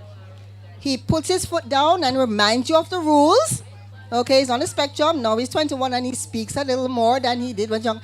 And everybody knows and understands that that's what Toby does. And that place, I can assure you, the towels are spick and span, and the adults who misbehave don't misbehave anymore. It might be a simple task to you, but that's his thing, and he has mastered it. So remember, have them learn as many basic skills as possible. It's beneficial to the child, but also to you, the family member, as well. Friends, there's a reason for every behavior. Our job is to understand what is happening and why the person acts as they do. Thank you. All right, thank you so much, and we continue to speak to the parents, and so we're going to ask Miss Dion Gale, Acting Assistant Chief Education Officer. Yes. Okay, for me, what I really want parents to leave with today is the understanding, and I think we heard it from both our parents here, is the dedication, and just stick to itness, stick to it, and you'll reap the results. I think too often our parents feel helpless. Some persons take on this hopelessness. Oh, I'm a single parent, and it's overwhelmed. Yes, it's just me, and I can't do this, and I can't, and I can't. And so I really endorse the theme here for today. It speaks about self-advocacy and self-determination. Parents, in 2009, I did a study in Japan, and first when I got there, I was in awe when I saw some of the programs that they had for students like on the spectrum. And I thought, oh, Japan is rich, that's why they have that. But the longer I stayed there and started looking at the programs, I realized that the programs were started by parents who would have been advocating and what they want. And so that is what I really want our parents to leave here with today, to understand that you have a lot of power. Yes. It's not about the big names, it's the parents who is living it every day. You are the ones that can create a change. And so even right now in the ministry, we have the School to Work Transition Program. This is a big initiative funding through UNICEF Jamaica, where it was a parent who first said to us, when my child graduates from like a Llandilo school, what is next? I've invested my time, I've invested money, what is next for my child? And so a school like JADE, like the JADE schools would have been on board for this for a long time. But it was a parent who called the ministry now, and not angry. So sometimes when you advocate, you don't have to be angry either. You're fighting for something that you want, but you don't have to be angry. You just state your case. And it was this parent who called us and said, look, something has to happen. Children can't graduate and just go home and sit down. And that's when we put our heads together and we thought, yes, something needs to be done. And here we are today with a program. The manual is ready. We are piloting currently. And we have a school to work transition program for our students in our segregated schools. So parents, it is in your hands. All right, and Mrs. Diane Lawton Franklin, behavioral therapist. Yes, I know we battle with all kinds of behavior, good behavior, bad behavior, and all of that. Okay, last. Oh, yeah, a question? All right, for behavioral therapist. Sorry. Yes. Good afternoon. Mrs. Miller from the Little Bay Primary and Infant School. My question, it can either the doctor or the behavioral therapist can take on this question, or even the acting assistant chief of education. How do we, because I have been doing this for a long time, trying to get parents to come out of in denial of their child having a problem. Right now you have children in the closet that have never seen the day of a school. How do we deal with these parents to get them to accept that their child have a problem and need to seek help? Okay, from my experience, it takes education, and it is not going to happen overnight. And I'm going to be honest, for some parents, they never accept. And that is just the truth. But I do believe that if we go within the schools with education, constant, it must be constant education. And this is probably our problem, because sometimes we wait on a special month and so forth, and we do a little presentation and so forth, but we need to engage the parents more, all parents. We need to stop just engaging parents with special needs, but engage all parents, because as you said, there are a lot of children in mainstream school that are crying out for help, but a lot of times the parents are scared and they are uneducated about what is happening. So I do believe that going forward we need to push for more education within the public school system. And we have one little thing, parents, that we have to work on. Don't like to talk about it, sir and ma'am, but we believe in OBIA. My office is in Mandeville, I have office in Maypen and Black River, and I get OBIA. Family members and friends, church brethren and all, they're not OBIA. The child is born like that because of many things. Some of them we will never understand. The bottom line here is that you're going to live so long and no longer, and your child is very likely to outlive you. What are you going to do to make sure that your child has some level of independence? That's what's going to be important. So let's just accept the fact that it is real, it is happening, your child is not progressing as you see the child, but let's stop comparing the child and say, what wonderful thing is there about this child that I can now look at their potential, their abilities, their what, parents? Their abilities, and help them to maximize their potential. So I'm going to encourage all of us at church, Sunday school, Sabbath school, vacation Bible school programs. Let's have someone to come in and talk to the parents about these issues. Because the more we can talk about in wider settings, the more education will help parents to understand. Thank you so much. And you are so right on that last point. And also beyond that, there are some people who believe that a problem that a child has, all you have to do is pray and it will go. The truth is, prayer works. However, when there's work to be done, the work has to be done. You don't just pray that your child passes an exam. Your child will have to also put in the work, right? And so we need to get to that place where we understand that it is normal to have an abnormal situation. All right, we have a question coming from... Oh, we have two. All right. Oh, wow. Okay. Yes. Okay, here first. Good afternoon. My name is Nicola. My daughter attended this school that is Tiana Daily. She was in a public school before. She was at Unity. And I realized when she was in grade 1 They were nowhere coming home. Whatever teacher set on the board, she write a different stuff coming home. So I realized that something isn't right. But I think you guys need to do more advertising in the public school. Go in the public school to pick out, because most of these parents are living in denial with their kids. And my child, I want her to be independent. I want her to be at work and maybe she can take taxi to come for me. Or at work and I send her to Juicy Beef, which since I have been sending her to Llandilo School of Special Education. She developed that. When she was going to Unity, she knew nothing at all. Now she's at Llandilo. I see her teaching because it's teachers at Llandilo School. Expose them to everything.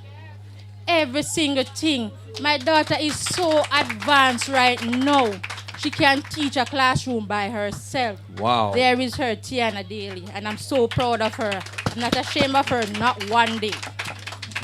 Thank you so much. And and that's so powerful. And by the way, just to provide context, it is not anything bad to say about the school the child is coming from. It's simply that school was not equipped to deal with at the level, so yes. Yeah, right. I mean, the people at Llandilo are specially trained to deal with persons who struggle in that way. Yes, ma'am. Hi, good afternoon. My name is Amanda Josephs. I was a parent that was living in denial when my child was growing up. Like when he was about 2, heading on to 3, he wasn't walking. Persons would say to me, take him out, something is wrong, why is he not walking? When you say take him out, what do you mean? Take him out. Go to a something is wrong, he's not walking. Okay. Right. I was living in denial. Heading on 4, 5, he wasn't speaking. Then one day my aunt, because I was living in St. Catherine, my aunt said to me, listen, there's this place, I think it was early stimulation, somewhere in Crossroad. And she said to me, listen, I was working in KFC at the time in downtown Kingston.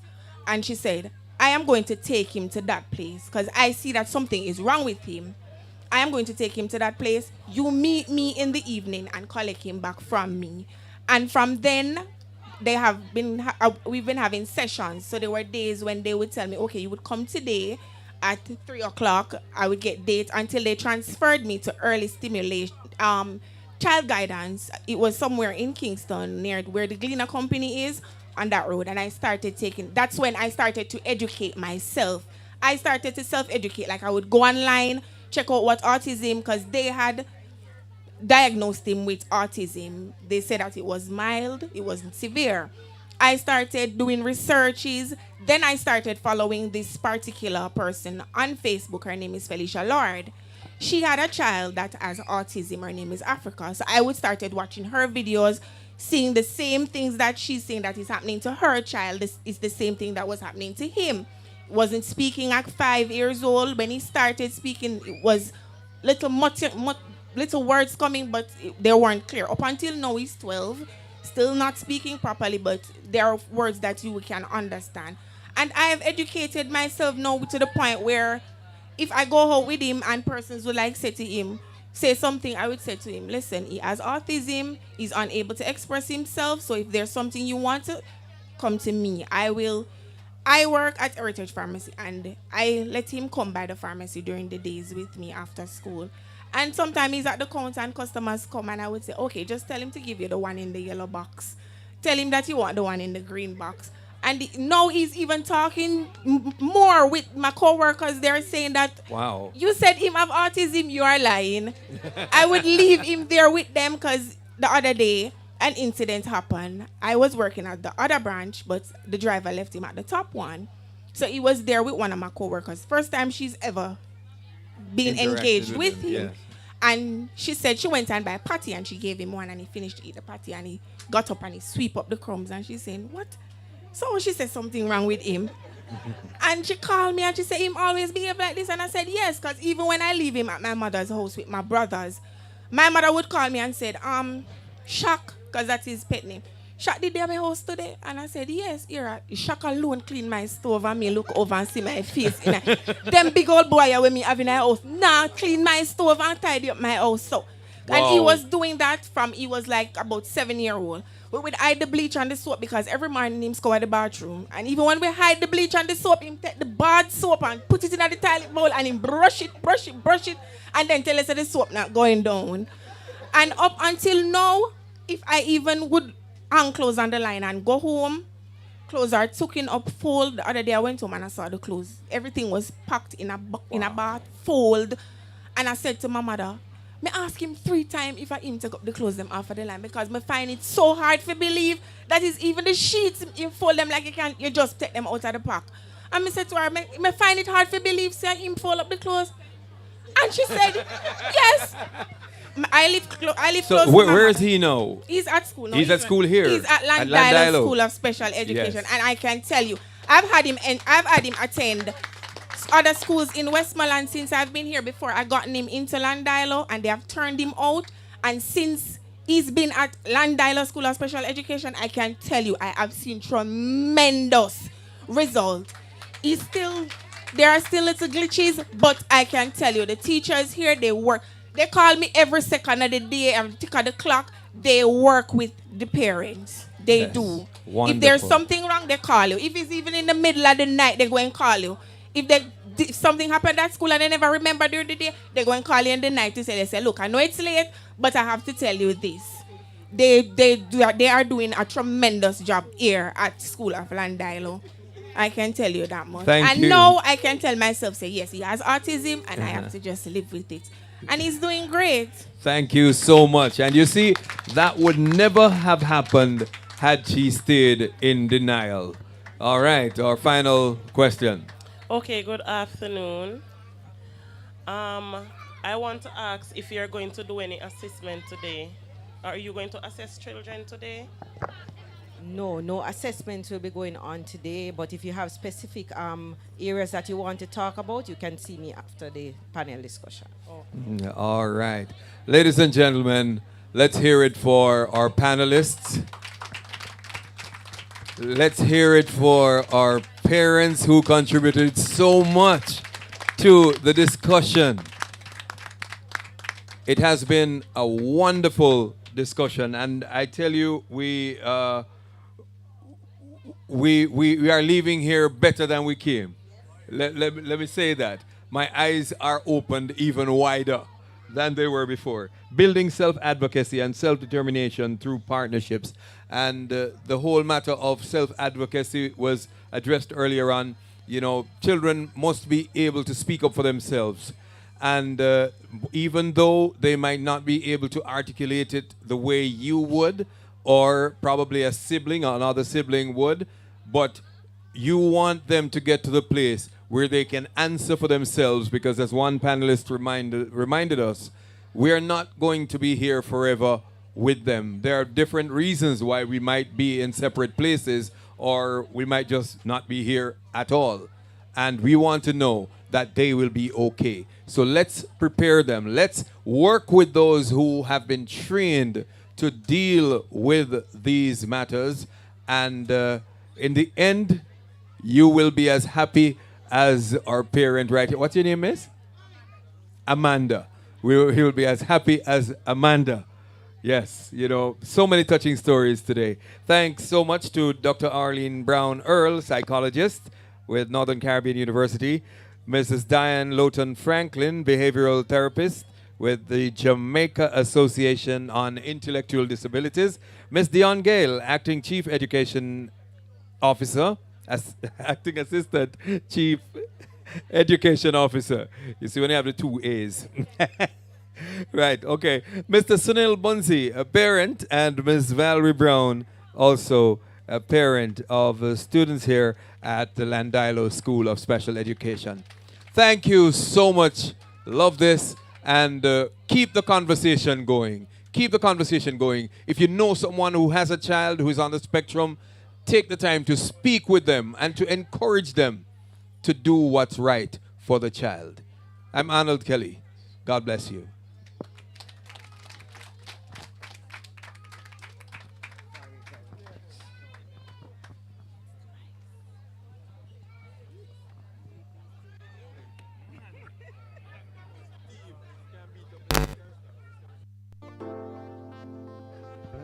Whoa, that was a mouthful. What do you say?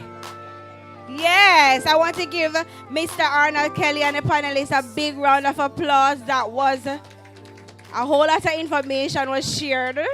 And I hope that you all learned something. Anybody learned something new today? Yes? All right. All right, so the performing arts group from the Llandilo School will be getting ready to perform for us.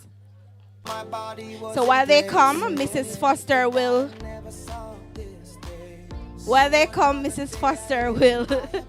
do a little presentation for us.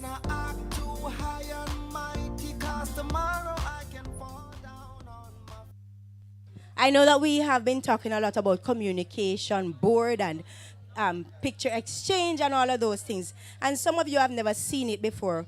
But I want you to take a look at this ring. This is a communication ring. So what it has is different pictures of things that the child may want.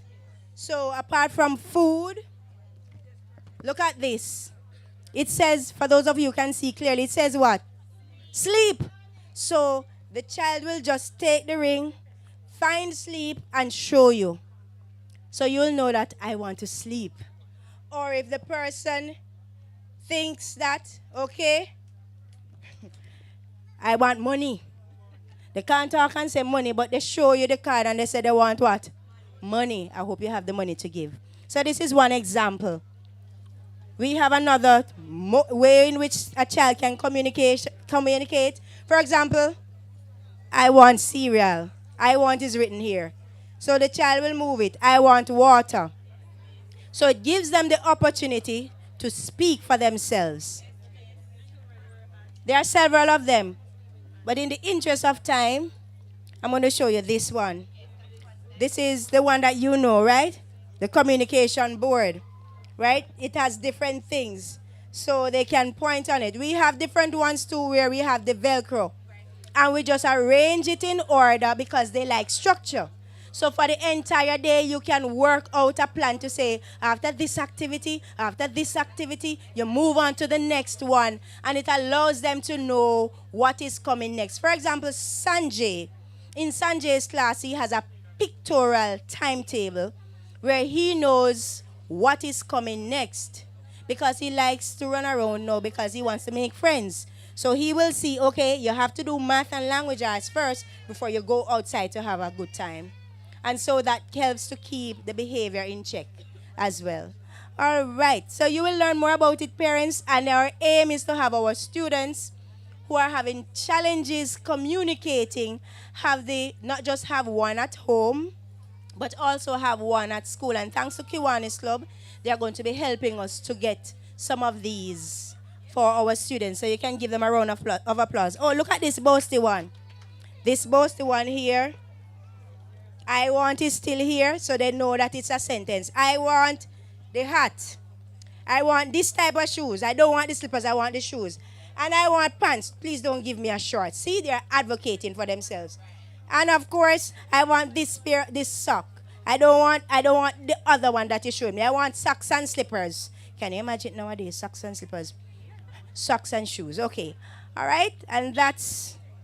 Don't move, Mrs. Foster. Yes. For the parents or visitors who want to know where they can go if they want to get a child assessed or if they want a child to come to the school, you can just give them that information. Okay, so for those of you who are in Westmoreland and Montego Bay, you can access support from the Sam Sharp Teachers College Diagnostic Center, but you also have persons who operate private practice. So, for example, Dr. Erlat was here. She operates privately as well. We have the microcare. Everybody knows that. And there are some other persons who operate their private practices. Therefore, you can always work along with those persons who are trained for that. All right?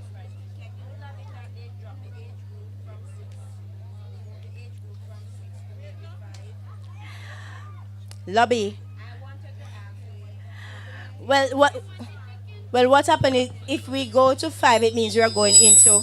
If we go into 5, if you're lobbying for us to start with students at age 5, instead of age 6. What you're actually doing is to putting us into a different group. We're now over into into early childhood. So that is why we're working with the primary age and the university age.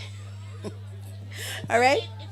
You could catch, if you could catch these students from an early age, don't you think it would make your work even more easier working with them over into the primary settings? That's a good question. But you see it, and if you'll notice what our theme is, we're looking at self-determination and advocacy through partnerships. So this is what happens. Early stimulation does an excellent job.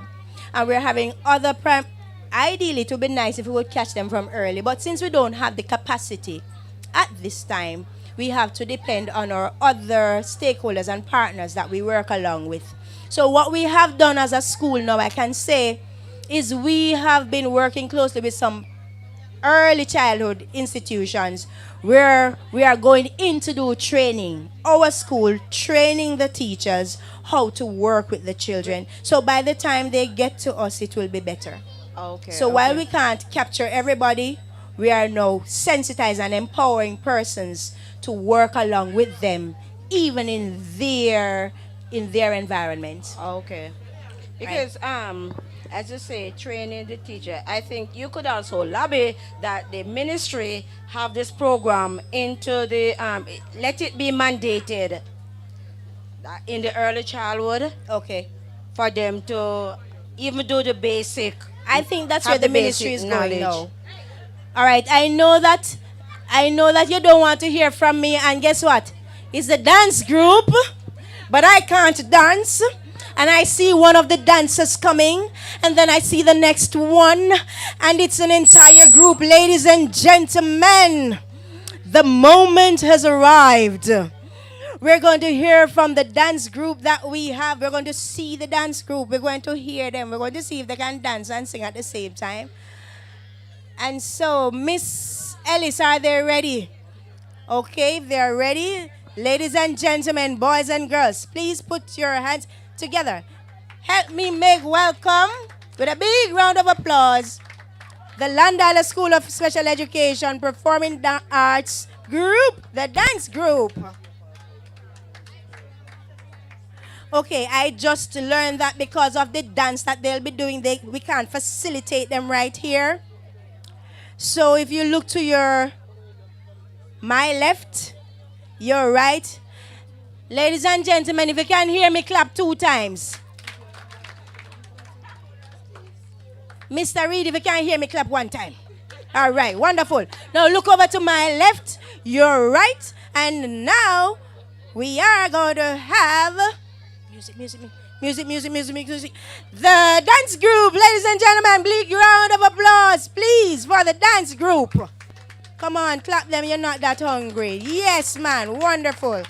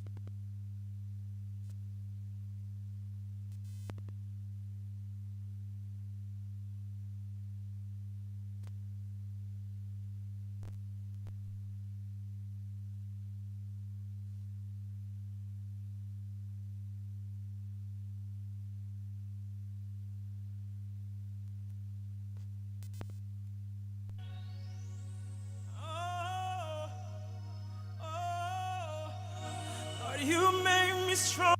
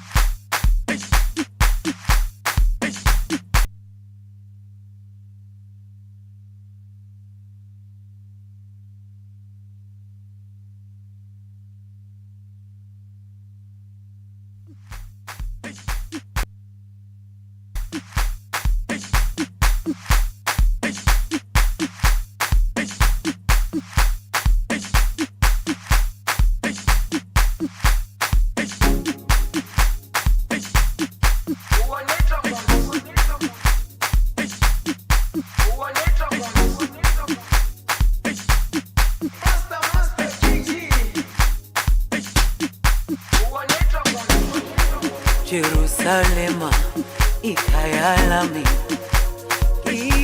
ilondoloze uhambe nami zungangishilana Jerusalema ikayalami ilondoloze uhambe nami zungangishilana dawo yami ayikholana buso wami awukholana ilondoloze zuhambe nami dawo yami ayikholana buso wami awukholana ilondoloze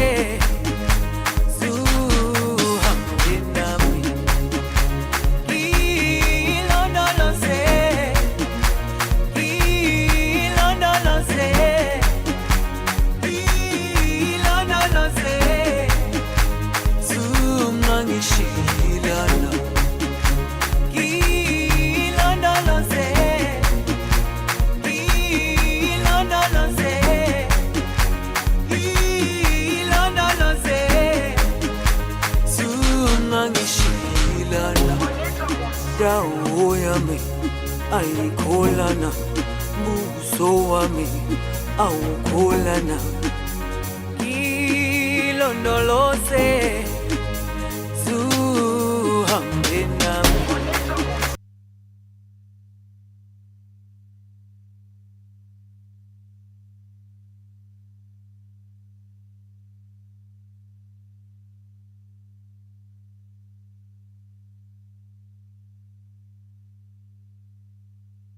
All right, give it up for the performing arts group.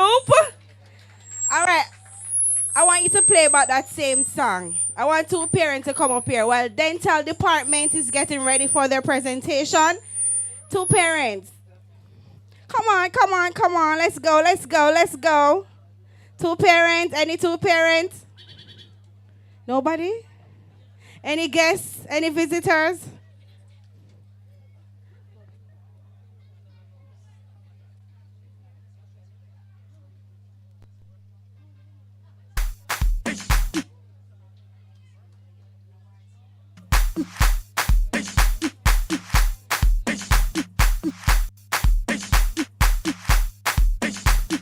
Dental department.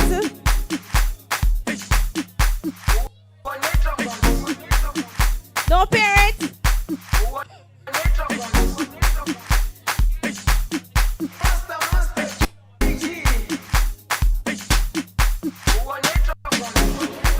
Jerusalema ikayalami. All right, I see one standing. Go ahead, go ahead. Yes, yes. Well, the dental department is coming. Come to the front, man. Jerusalema ikayalami. After the dental department, we'll have Mrs. Shaw from Jamaica Council for Persons with Disabilities,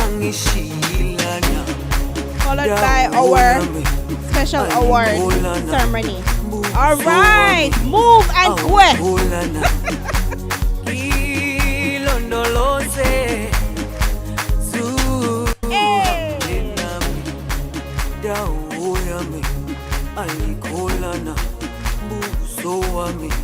Awukholana ilondoloze zuhambe nami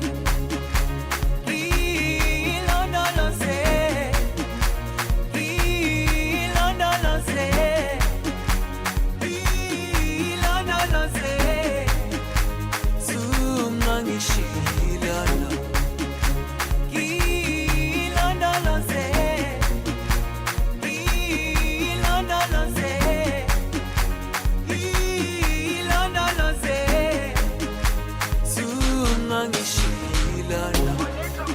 dawoyami ayikholana buso wami awukholana ilondoloze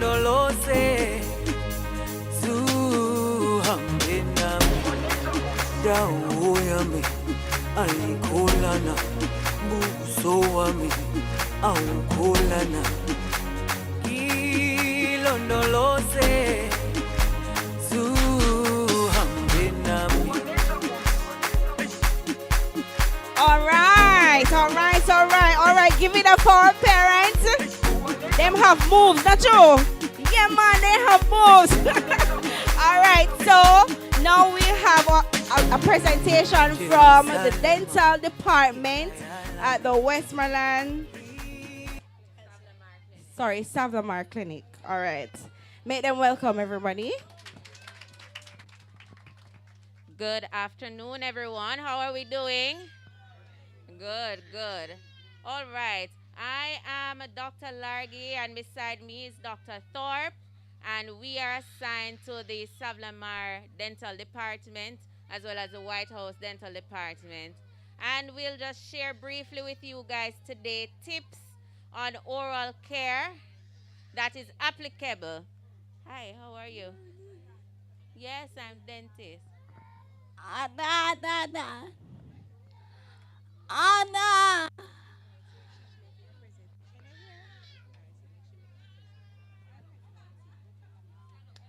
Yes. All right. So we'll be sharing some good to know information about the dentist, care of the mouth, and how it is that you can access care. All right?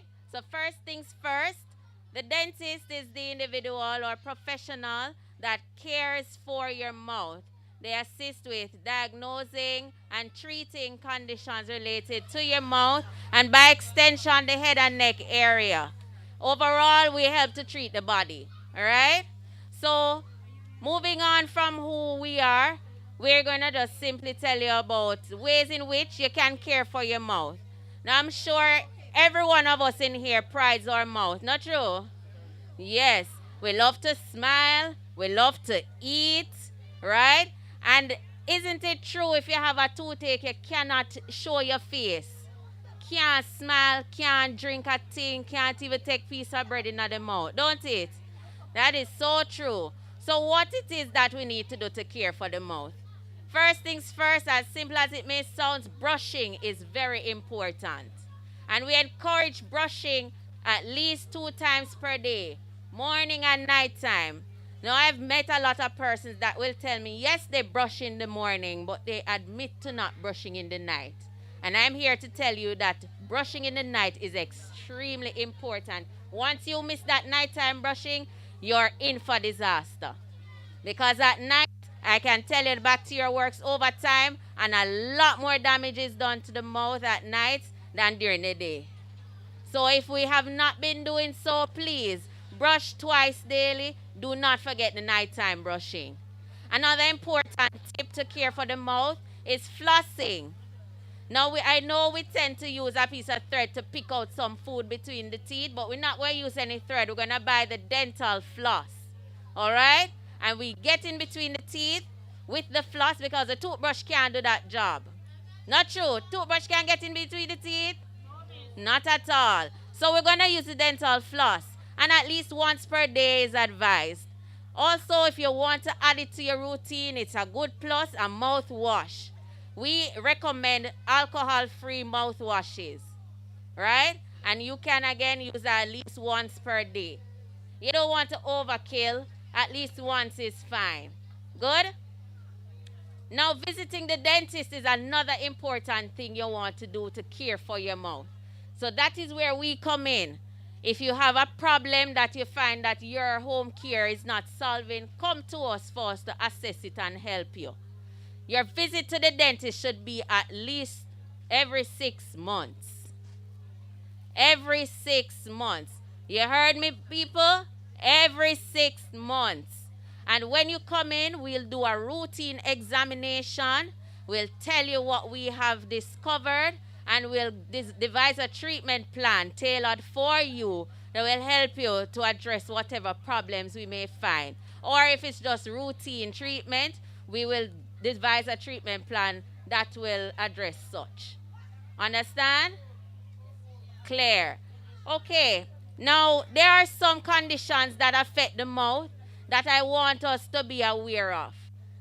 Gingivitis and dental caries. They are very, very common. Some of us may notice some bleeding in between the teeth when we brush. Gingivitis, that may be the early sign of gum disease progressing along the way to you. But when you come to us, we can pick up if it's already gum disease that's advancing. So any form of bleeding in the mouth should not be taken lightly. We need to come into the dentist to address that. Dental caries too.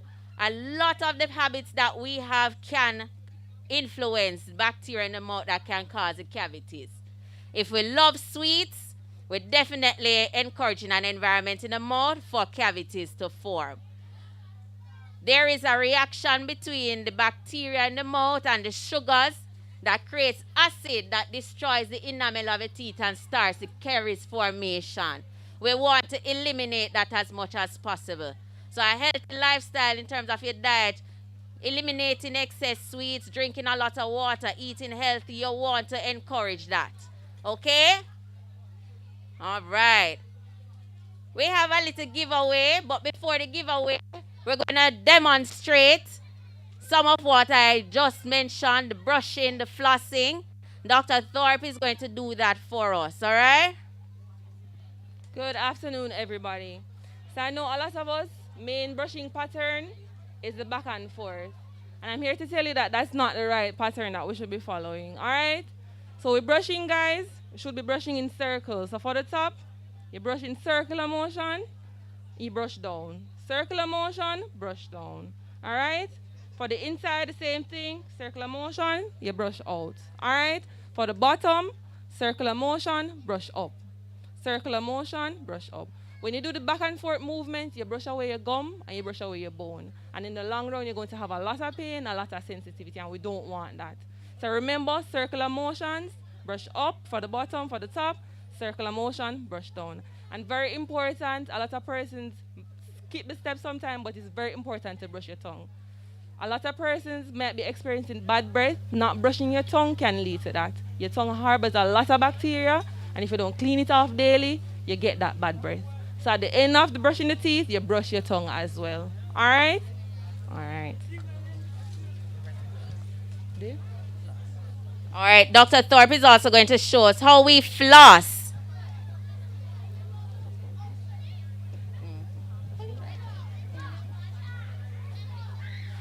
All right, guys. So this is what our dental floss looks like. I'm sure everybody would have seen. If not, this is how it looks. So it looks like the thread, but it's a safer material for you to be using. All right. So you wrap it around your fingers like this, your index fingers, and you place it gently in between the teeth. You move back and forth like this for it to go down. Don't do the forceful movement. Just place it like that, because a lot of times that hurts the gum, and that discourages you from wanting to floss. So you place it in between the teeth, slide it down. When it reaches down to the gum, it should go into the gum. So you place it all the way down to the gum, slide it along the tooth, and you slide it back up. Everybody get that? Right, and you do it for each tooth surface. So these teeth, as they're touching two right here, she should be sliding the floss along this one on that side, and then this one on the other side. It's very important for you to bring it down into the gum, because the gum sometimes, when the bone goes down, there is a pocket that forms, and a lot of food and bacteria gets trapped there, and the toothbrush isn't going to get at. So when you floss, please remember to bring it down to the gum gently, and you bring it back up to remove what has been caught there. All right? All right, so she has demonstrated beautifully how we brush and how we floss. And remember, visiting the dentist, you cannot do it all on your own. At some point, you will need our intervention. So do not forget that visiting the dentist is very important. We accommodate patients of all ages at the health centers. You can come in and request information about getting a dental appointment. For the students who are associated with the Llandilo School of Special Education, you can go to Nurse Coretta and she will advise you how your child can get onto the program at the dental department at the Sav Health Center. Good? All right. So we're at this point that should bring a little excitement. We have some things to give away. Everybody ready? Who wants a present? I hope you're ready to answer the questions. All right. So Dr. Thorpe is going to go ahead with the first one. And no crowding. No crowding. Raise your hand. Okay? All right, so our first question is, who is a dentist? Yes, I think that is the perfect answer. What do you think? Give him a clap. Give him a clap. Oh, wow. For that, I think I'm going to give you the prize. Come. But in actuality, we know the dentist is a professional who cares for the mouth, right? But give, what's your name? Kemoy. Give Kemoy a big clap.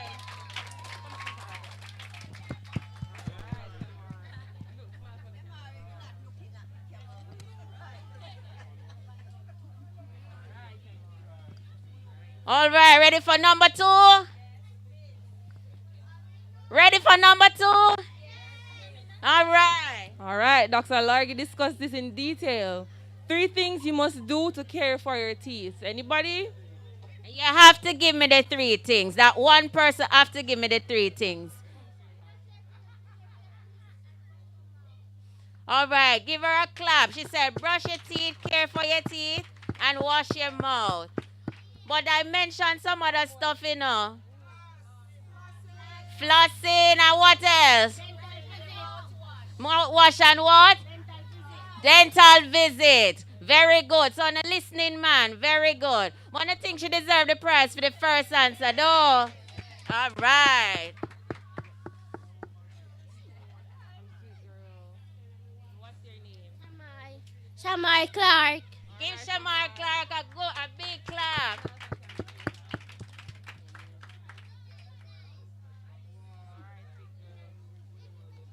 You want me to do the next?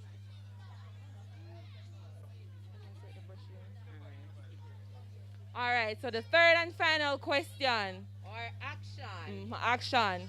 Can somebody demonstrate our proper brushing technique? Anybody willing to come and give it a try? All right.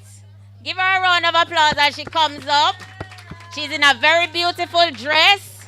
And she's going to show us in the same beautiful fashion how we brush the teeth. So it's done in a circle. The top, good afternoon. The top row is brushed in a circular motion and down. And for the inside, it's a circular motion down. And then for the bottom row, it's a circular motion and up. All right, did you guys hear that? She was watching. She did a good job, don't? Yes, give her a round of applause. What's your name? Jody. Give Jody a big round of applause. All right.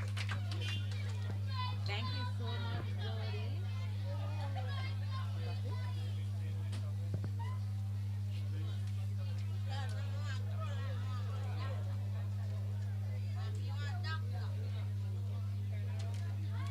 You're welcome.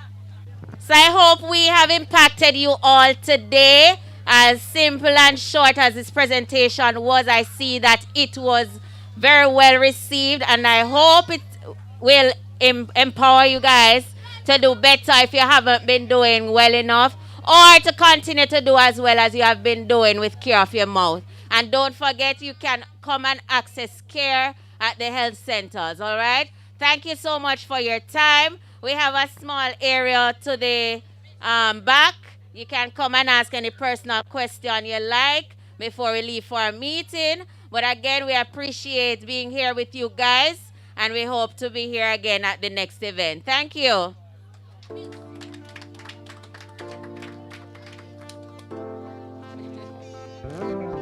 All right, thank you so much. Give the dental department a big round of applause, everybody. I hope that after today, we will all have better smiles, right? Yes? So, all right. So, at this moment, I want you to give me the best smile that you could ever give somebody. After all that present, yes, I like that one. Yes. All right. So thank you so much. And up next we'll have Miss Shaw from the Jamaica Councils for Persons with Disabilities. So please make her welcome. And listen, you have to pay attention, because she have giveaways, I heard. She have stuff to give away. So pay attention so you can get the questions correct. All right? Good afternoon, everyone. And how are we feeling? Excellent. I see familiar faces. So some of you already know about Jamaica Council for Persons with Disabilities, right? Come on, do you know about it? So somebody can come and take the mic and do my presentation, right? All right. So Jamaica Council for Persons with Disabilities is an agency under the Ministry of Labor and Social Security who provides assistance for persons with disabilities. We believe in empowering persons with disabilities. We believe that persons with disabilities have a right? And you know the Disabilities Act was made effect last year, right? It was enacted February 14, 2022. Do you know about that? Yes, the Disabilities Act was now enacted. It was passed October 14. And we are on a move or on a drive right now, right? And the entity, in a nutshell, provides assistance not just for persons with disabilities, but also the caregivers, right? So we have an assistance program for back-to-school assistance for persons with disabilities. We have persons who can apply for prosthetic devices like wheelchair, hearing aids, etc. Right? We also have an employment grant program where persons can apply to become self-employed. Right? We have a grant from $30,000 to $150,000. Yes. So the government has a program where you can actually apply to become self-employed. Right? We also have partnered with the National Housing Trust. So if you are a homeowner and you already have your home and you want your home to become more accessible, you can apply for a grant once you're qualified, and the grant is $300,000, which will allow your home to become more accessible. What if you don't own a home as yet, right? So you can, once you're contributing to the NHD, they also have a program where when you're applying and you have a person living with you, or you are the person with disability applying for that home, you can get a 0% interest rate. Now, you have to register with the Jamaica Council for Persons with Disabilities to access any of our benefits. How do you register? Number one, there is a medical form that we give. You can get this form online as well, or at any of our offices at the Ministry of Labor and Social Security. And that form has to be certified by a medical doctor, right? Or based on the specialty of the person with disability, the disability is. So if it is a hearing specialist, or it is a psychologist, or it's a general practitioner who would have to complete that medical form for you, right? So this doctor is going to verify and certify that the person has a disability. Next, we have the registration form that we ask for these specific documents. So it is for children. We need a copy of their birth certificate. And for adults, we need a copy of the birth certificate, national ID, so whether it's your voter's ID or your driver's license or a passport, and a copy of your TRN and your NIS, right? So for adults, I'll repeat it. We need a copy of your ID, TRN, birth certificate, and and your NIS. And for children, it will be birth certificate only. And we ask for one passport size photo verified by a JP. Can somebody tell me what are the documents again? Tell me one of them. Passport, ID, TRN, and what for children?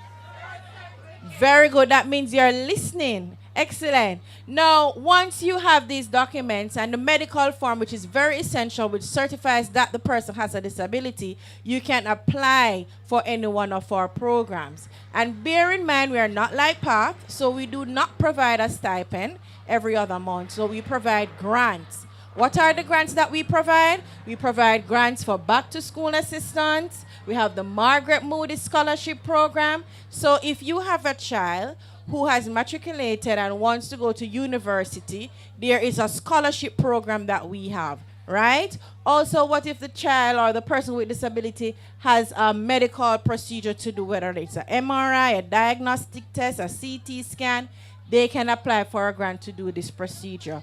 Also, what if they want to become self-employed, right? Remember, we have a grant of $30,000 to $150,000 to allow you to get access to become employed or self-employed.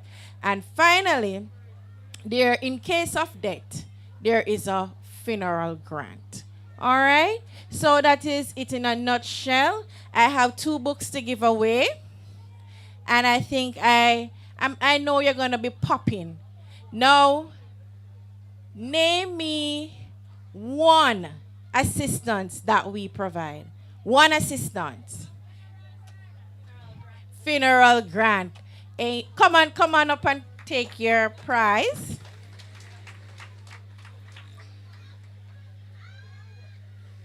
A little book from the Jamaica Council for Persons with Disabilities.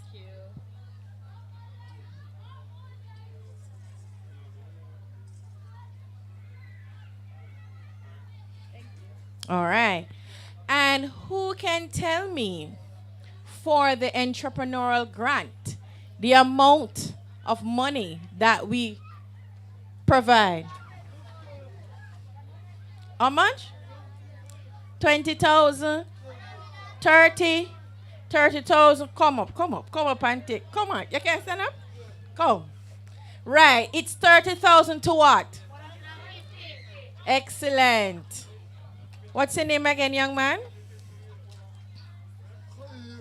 Conneal? O'Neill. All right, come, Conneal.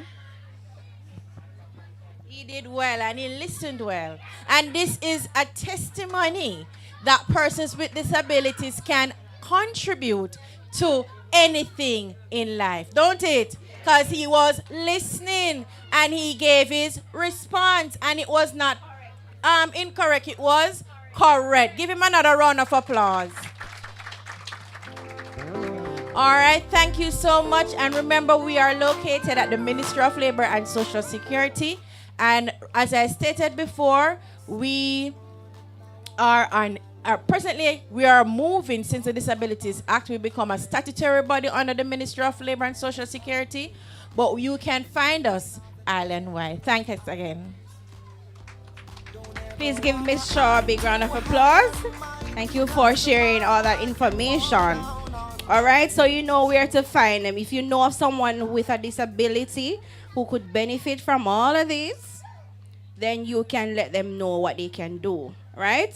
So at this time, we will have a presentation from the Kiwanis Club.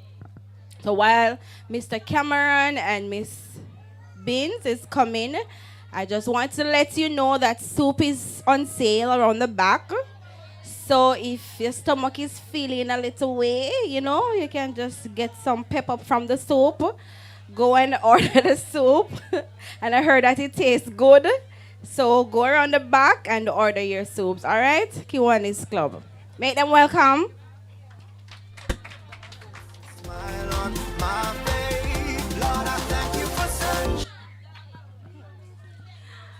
Good day, everybody. All right. We're happy to have you. We're happy you're able to come. Right. So all protocols observed. As we said, these gentlemen are from the Ramble Kiwanis Club. Right. Now, the Kiwanis Club of Ramble Hanover have supported us over the years. Right. So last May, they came to us and said they want to have an action club. Right? So we were happy to join forces with them. So the Llandilo School of Special Education now has an action club. Now the Kiwanis Action Club, right, It's the only service club for persons with disabilities. And its motto is development has no disability. Their aim is to provide opportunities for building leadership and decision-making skills while fostering teamwork. Now, the club president, the secretary, the treasurer, they're all students. Myself and Miss Tennant, we're only the facilitators when we have club meetings, right? And so in July, we had our first project. There was a past student who communicated her need for assistance over TVJ, and we said it was perfect for us to ask for items, and we donated groceries and clothing to her. In December 2022, we went over to the Llandilo Community Center and we donated 2 potted plants, and we also did some landscaping with them, right? We're planning another project. We have not yet decided where the need is. Now, the Kiwanis Club of Ramble Hanover will be hosting its autism walk run, and for the last 3 years, Llandilo has been the recipient of the proceeds. Now, the Kiwanis Club, they have a booth over there. They're selling the forms for the walk run, so please support the cause. So right now we have LG Anthony Cameron coming to you with more information. How are everybody?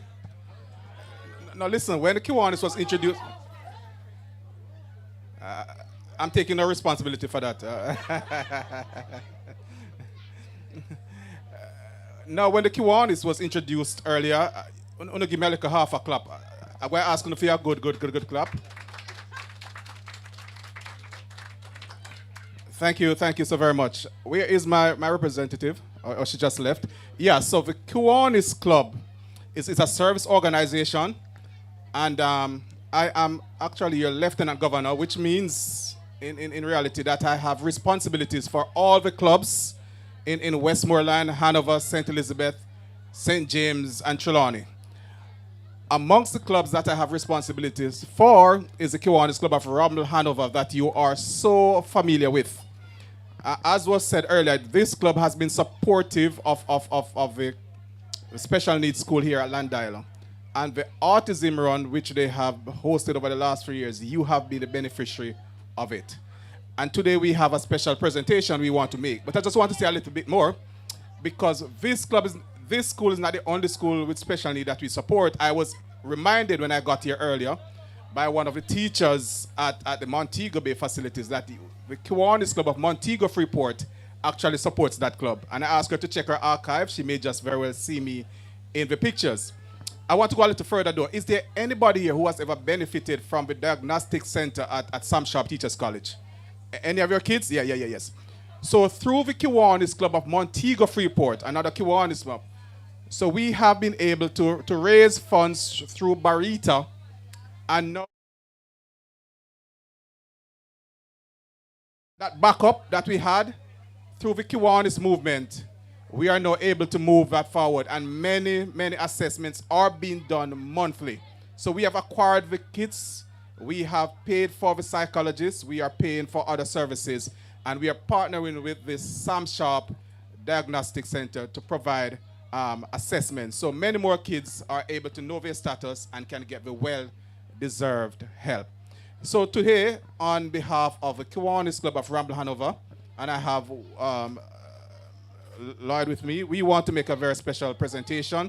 And these proceeds are from our last autism run. So you're going to clap us as Mrs. Foster comes forward to take the related to something that we have in the envelope. Ready? Yes, Mr. Producer, I get to. All right.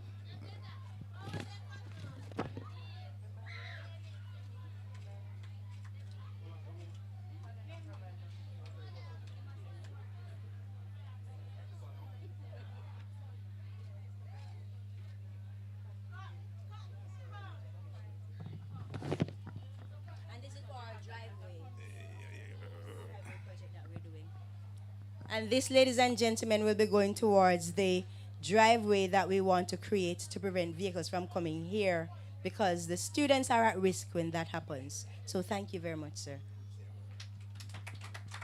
Clap it good no man. And just to let you know, we're not done yet. So this Sunday coming, this Sunday we'll be having another iteration of a run walk. It's going to be done in Ramble, but you don't have to physically come to Ramble to be a part of it. You can sign up. It's only $1,500. Plus we have our armbands. The adult ones are for $500.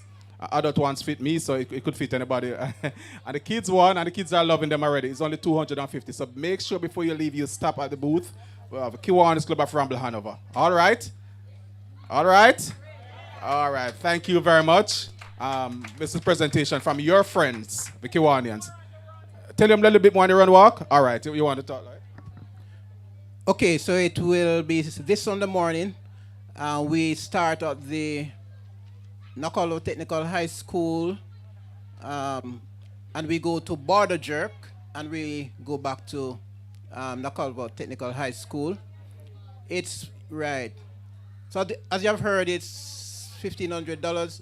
Okay, you come the time. So the time is warm up. Yeah, warm up is 5:30. We begin the actual run at 6 o'clock. Run, walk. If you can't come, as you have heard, you can donate. And we are here to collect your donation. And let me tell you, every single cent comes back here. All right, the run is wholly for the school here.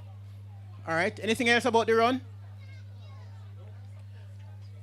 All right, so in the meantime, I just want to let you know that we are falling in love with the school here, and we are very happy for the progress. Have been really been moved and inspired by the discussion and the presentations and all of that. And we pledge to continue to give our support for the school. There are a few people that have come with me, Director Jackie, President somewhere about the place, Carlton, the immediate past president, and with LG, I'm going to say DLG, with LG, Anthony is DLG, Alan, and we are glad to have had you here. All right, thank you, everybody. The Lord bless. And just before I go, I just want to apologize for those of you who would have met DLG Kadeen, who has worked tirelessly, who, you know, her heart and soul is in Llandilo, is unavoidably late. I'm not saying absent because I suspect that she'll get here before we're all over. So Kadeen will join you. And as you have heard, we are here to stay. We are here to stay, right? So not only have we now formed an action club here, we continue to support you. And you see the evidence earlier with the little brown envelope. And we are hoping that the next time we come, the envelope will be a little bigger. All right, so we count on you to support us in whatever way possible. God bless you. Thank you very much. Thank you so much, Kiwanis Club. We really feel your support and your love, and we look forward to further partnership with you. Do you know this song? Don't scatter roses after I'm gone. Yes, but sometimes they said, count on what they use for them tail until it. Yes. I'm saying all of this to say that at this point, we are using this time to recognize 6 persons who have played an indelible mark in the development of our school. No, it's not just 6 persons. We have so many people. Kiwanis Club just came up and so many others. However, at this point, we wanted to highlight these 6 persons because, one, anybody remember the board chairman mentioned Mr. Russell Hammond this morning? Yes. Well, guess what happened? He has worked here long and hard, but we did not get the chance to say the thank you that we wanted to. And it was really sad. So we decided to say it must happen again. But guess what? In a short space of time, just before he passed, we had Miss Maxine McGregor, who was a past teacher, and then she was a member of the board for many years. And we did not tell them the thank you that they deserved last year. So even though they are not able to collect the award, what we're doing is to allow someone, a member of the family or close friends, to accept the award on their behalf. So we have two persons. We didn't want any other persons to pass before then, so we quickly make sure that we find the ones who sometimes they are right before us and we're saying thank you, but we're taking them for granted.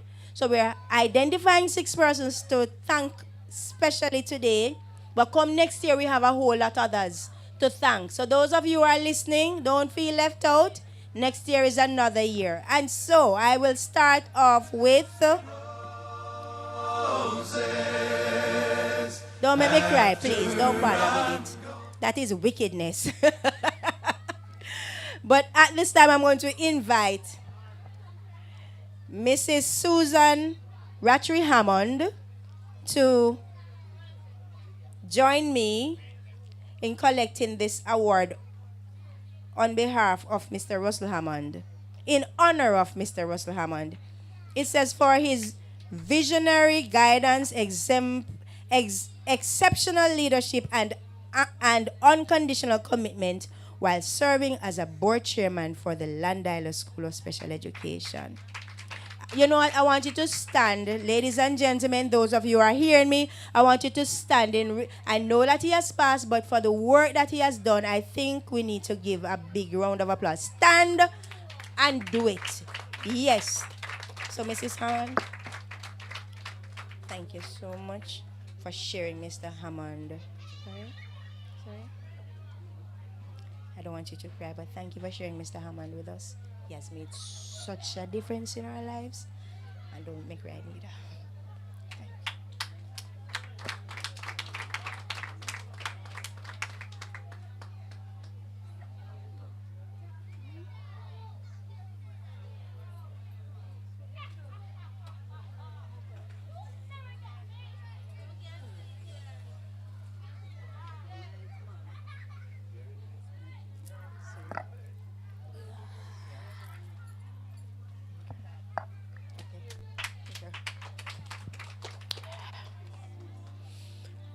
And then the other person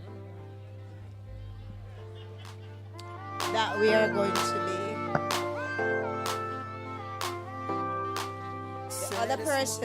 going to be honoring at this time is Miss Maxine McGregor. Miss Myrie should have collected it.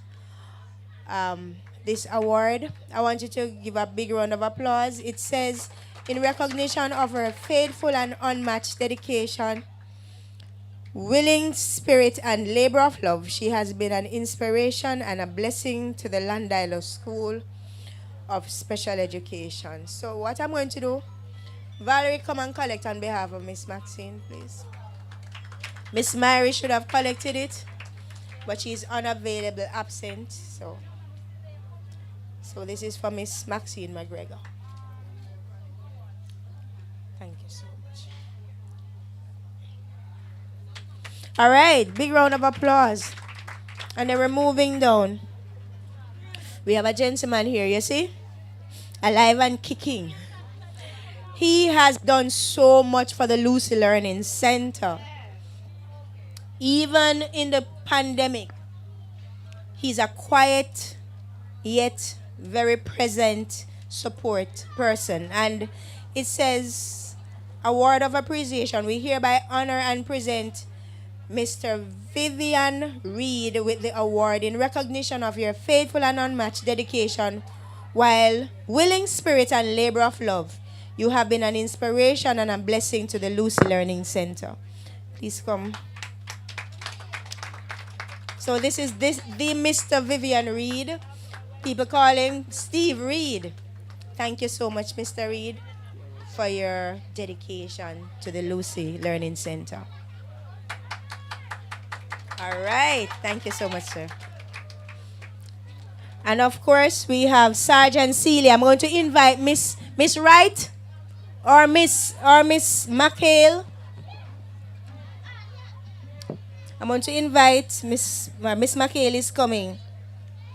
Mr. Seeley is all the way in Kingston, and he would have done anything to be here, but it was just not possible. So Miss McHale is going to be collecting on his behalf. Sergeant Gladstone Seeley, we thank you for your steadfast commitment and outstanding dedication and service above and beyond to the call of duty. You are an important part of the Montego Bay Learning Center. All right, give Sergeant Seeley a big round of applause. Call him anytime, last minute, and he's there showing up to give his support to the Montego Bay Learning Center. Thank you so much, Miss McHale. Mrs. Scott Mackenzie, we're still on Montego Bay. There is a gentleman. He's 86 years old. And he is the person who, anytime early in the morning, late in the evening, you call him, and he will come and he will hand over the keys to us. He has been a support service. So we call him Mr. Tambo, but his current name is Mr. Alpheus Burchell. So we are recognizing Miss Wright. Okay, Miss Wright is eating. Come, Miss Heard. Somebody is coming? Okay, wonderful, wonderful. 86 years old, and he's walking around in a very confident way with his back all straight. So, Mr. Alpheus, in sincere appreciation of your willing spirit, hard work, and commitment and committed service, you have been a blessing to us at the Montego Bay Learning Center. And Miss Wright is collecting on his behalf. Come on, clap for him.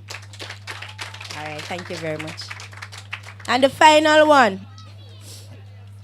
Everybody knows her as Miss Cherry, Miss Lorna Williams. And I'm calling Miss Heard Smith to collect on behalf of Mrs. Lorna Williams. We thank you for your steadfast commitment, outstanding dedication, and service above and beyond the call of duty. You are an important part of the Llandilo School of Special Education. Miss Cherry, when it comes on to baking, anything we call her to do, she's willing to do it. She is always willing. She may quarrel before, but sure enough, it's a quarrel of love, and she's there doing it again. So thank you so much. So Miss Wright, Mrs. Hurt Smith collecting on behalf of Mrs. Lorna Williams. Give her a big round of applause, please, everyone. And that is the end of the award. Oh, by the way, that's the end of the award ceremony at this time. I'm going to hand over to Miss.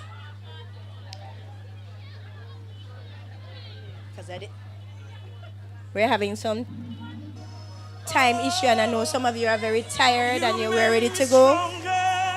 So we will have completed the presentations. Watch me! From Jamaica to the Caribbean. I'll now hand over to Colombia. Mrs. Ellis. Has she been doing a good job so far? Absolutely, absolutely. Miss, they don't sound so sure at all. Really? Come on, if you believe it, act it, man. Sound it, is she doing a good? All right, that's more like it. That's good acting, yeah, thank you. All right, so if you have been enjoying yourselves from morning, I want you to make some noise. Any kind of noise you want to make. No, sir. All right. If you have learned anything at all, I want you to clap your hands real loud. All right, good. And if you have pledged to make a difference from this day onward, I want you to also clap. All right, thank you so much. Woo. All right, so we have heard from different persons. We have heard greetings, we have heard presentations, and I am sure that we all have learned a lot, right? We have learned a lot. So let me just say thanks to all those who brought greetings. Mr. Garfield James, who represented the mayor. Mr. Brown from the Ministry of Education. Mistress Miller Bennett, our board chair. The Performing Arts Group, Mrs. Foster, our acting principal. And the presentations from Miss Antonia Gunter, Miss Antonica Gunter, sorry, from the Westmoreland Health Department, Dental Department, from the Montego Bay Learning Center, the students who gave that poem from Miss Louise Bennett, Mr. Arnold Kelly, who moderated our panel discussions, and our panelists, Dr. Brown Earl, Mrs. Diane Franklin, Miss Dion Gale, Mr. Bonzi, Miss Valerie Brown. Thank you so much for that wonderful panel discussion. Thanks also to Mrs. Foster, who headed this symposium and have given out the different recognition gifts. Thanks to the Kiwanis Club, and thanks to you, our wonderful audience. You have been a good audience. I want you to just clap yourselves. Clap yourselves. Thanks to our media team, Ray Media Group. Thank you so much. Thanks to our kitchen staff. Thanks to our teachers who are at the different booths. Thanks to our parents for accompanying the students. Thanks to our students for coming.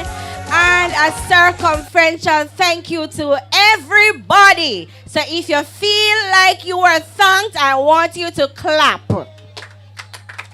All right, some people don't feel like they get any thanks at all. All right, thanks to everybody who came and supported this event, and we hope that you will continue to give your support to our students, to our teachers, to our parents, to our community at large. Thank you again, everyone. I was your host, Mrs. Renee McFarlane Ellis. Thank you. All right, so while you wait on your buses, you can go to the different booths, the language arts, mathematics, life skills, agriculture, the early stimulation program, Royal Pharmacy. You can get your blood sugar checked and your weight if you haven't done so as yet. So you can go ahead and do that while you wait on your buses. Enjoy the rest of your day, everybody. Bye-bye. Thank you.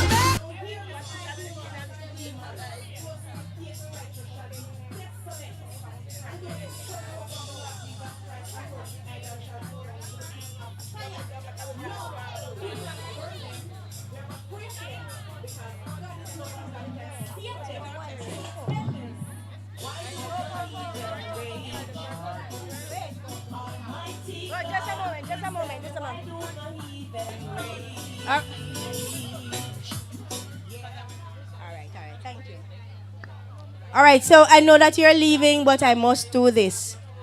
Mr. Reed, who just received an award, he has a presentation to make to the school. You see, we're planning a staff development, and that's why we're having this fundraiser. And Mr. Reed is contributing towards that. And so I'm collecting, he's making a presentation. I will not say what is in there, but my hand can hardly hold it. It's a very heavy envelope. And I want to thank you, Mr. Reed, on behalf of the staff, all the staff here, for your presentation, for your gift towards us. Thank you. You're welcome. Thank you. Clap him now, please. All right, thank you so much. Thank you. All right, and is that check?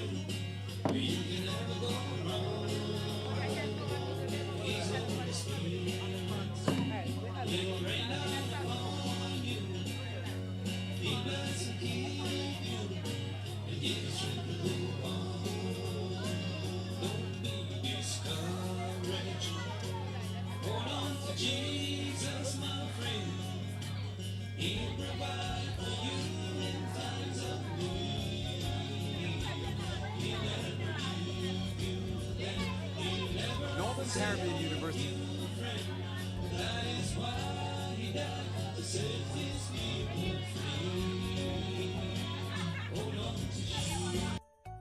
Northern Caribbean University launches our My NCU campaign on March 15, 2023. Save the date and celebrate this great institution with us. My NCU campaign recognizes the contribution of staff, students, alumni, and the Seventh-day Adventist community in the Jamaica Union Conference and the Atlantic Caribbean Union Conference to the development of the university. With your continued love, engagement, and support, the institution remains a beacon that positively transforms the lives of those it serves, staff, students, alumni, and the Seventh-day Adventist Church family. NCU is the beacon that shines beams of hope, love, competence, and service. From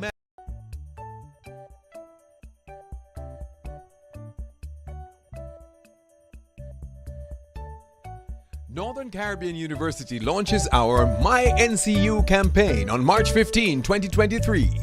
Save the date and celebrate this great institution with us.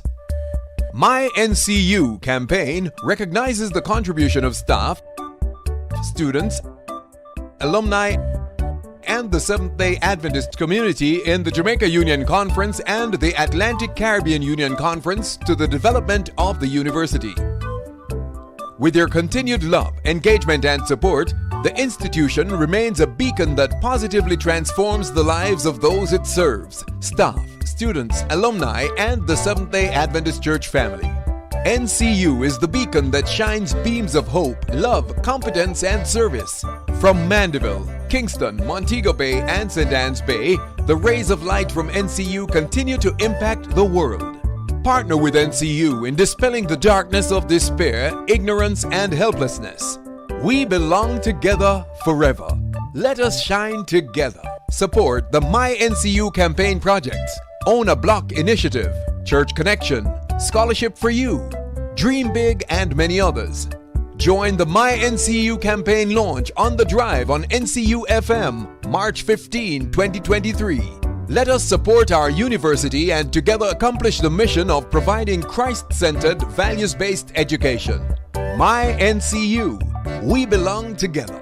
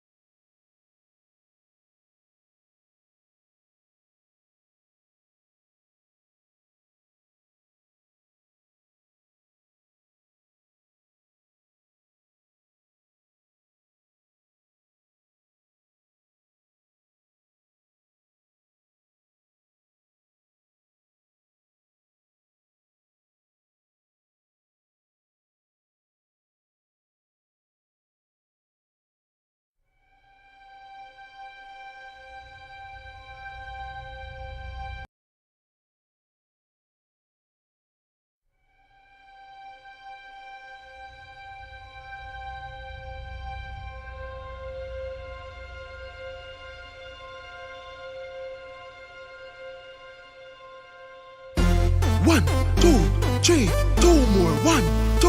Adults to 30 minutes activity daily. Love your body, treat your body right. Vegetables, make sure you eat plenty. Children do 60 minutes activity daily. Drink some water when you feel thirsty. Cut down dessert and have a smoothie. Jamaicans, love your body, treat your body right. Love your body, treat your body right. Just eat right. Love your body, treat your body right. Love your body, treat your body right. One more time now. Love your body, treat your body right. Love your body, treat your body right. Just eat right. Love your body, treat your body right. Love your body, treat your body right. Listen up. Make sure you know your health status. Go to a doctor and get a regular checkup. Chronic disease can slowly creep up. We can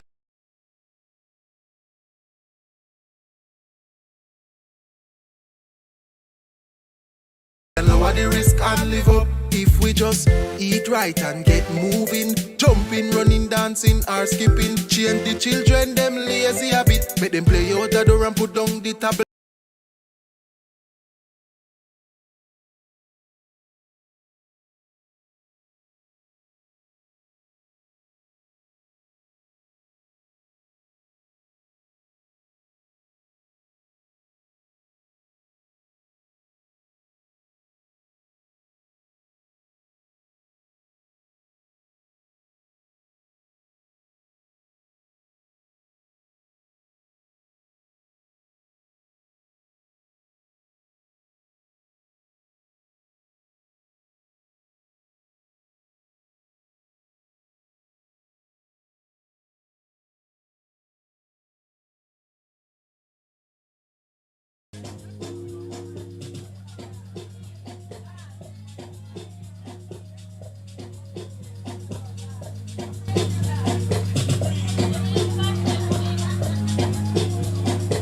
Jamaicans, love your body, treat your body right.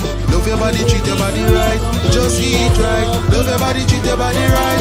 Love your body, treat your body right. Jamaica get moving. Love your body, treat your body right. Love your body, treat your body right. Just eat right. Love your body, treat your body right. Love your body, treat your body right. After you make it here, you say I love me. 1, 2. 1, 2. 1, 2. After you make me hear you say I love me. 1, 2. 1, 2. 1, 2. Jamaicans, love your body, treat your body right. Love your body, treat your body right. Just eat right. Love your body, treat your body right. Love your body, treat your body right. One more time now. Love your body, treat your body right. Love your body, treat your body right. Just eat right. Love your body, treat your body right. Love your body, treat your body right. Jamaica get moving. Love your body, treat your body right. Love your body, treat your body right. Just eat right. Love your body, treat your body right. Love your body, treat your body right. One more time. Love your body, treat your body right. Love your body, treat your body right. Just eat right. Love your body, treat your body. Alright, so the language our people are still setting up. Let's move over to agriculture.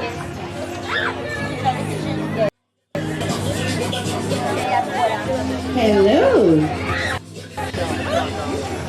Oh, what's cooking over here?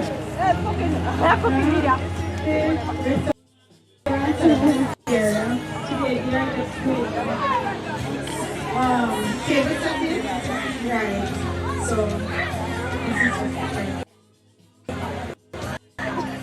alright, just table setting. What about here? What's happening over here? These are where the identifying tools that they use in the that area will be done for face service. This is service. And over that area you have very specific right now. Okay, so this connects with all this. Oh, so this is what they're learning in this area. All right, awesome. All right, thank you.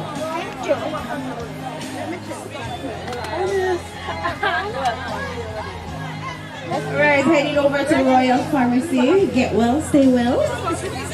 Good morning. I'm good, and you? Fine, thank you. All right, tell us what we have here. All right, so the persons who want to do blood sugar and weight test, you can come over to the Royal Pharmacy booth to do your blood sugar and weight test.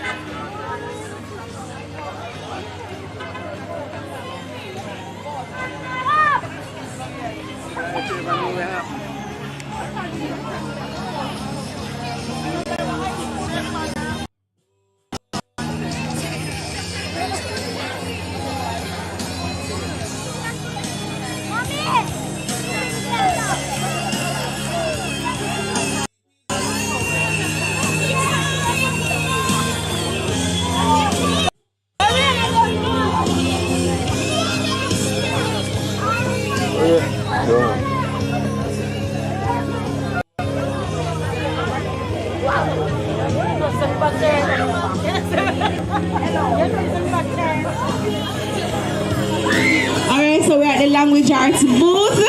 Yes, I know they're still setting up, but they have some wonderful stuff going on here. Could you kindly tell us some of the things that you have here?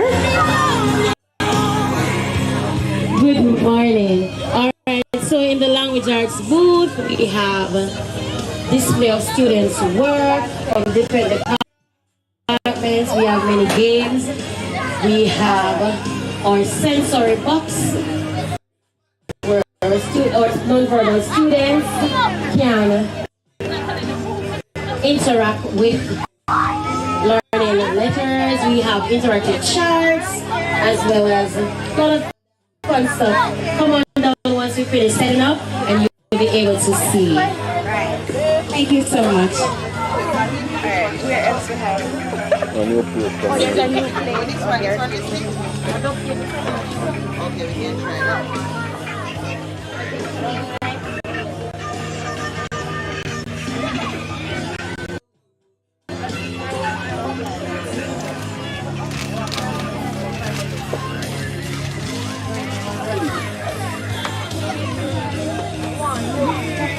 I'm gonna turn the other way.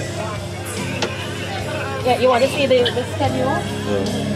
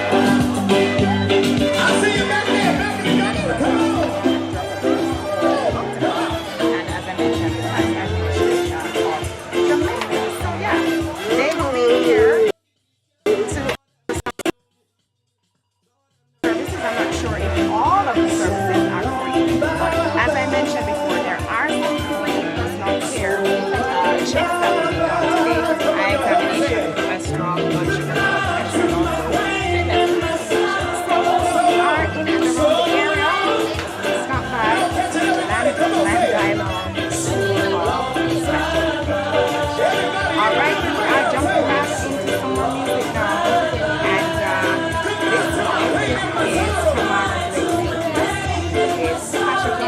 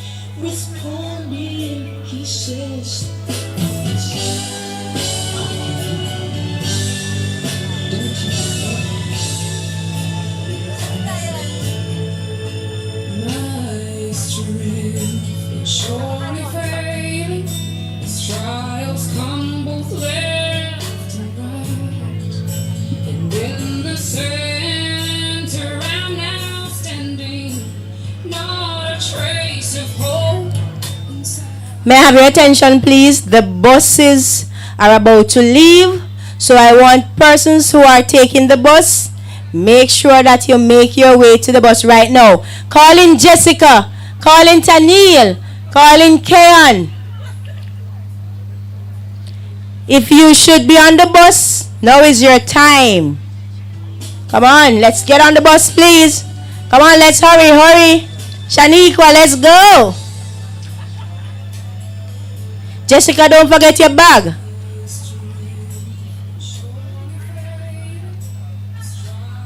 Get your bag, Jessica. Tanil, where's your bag?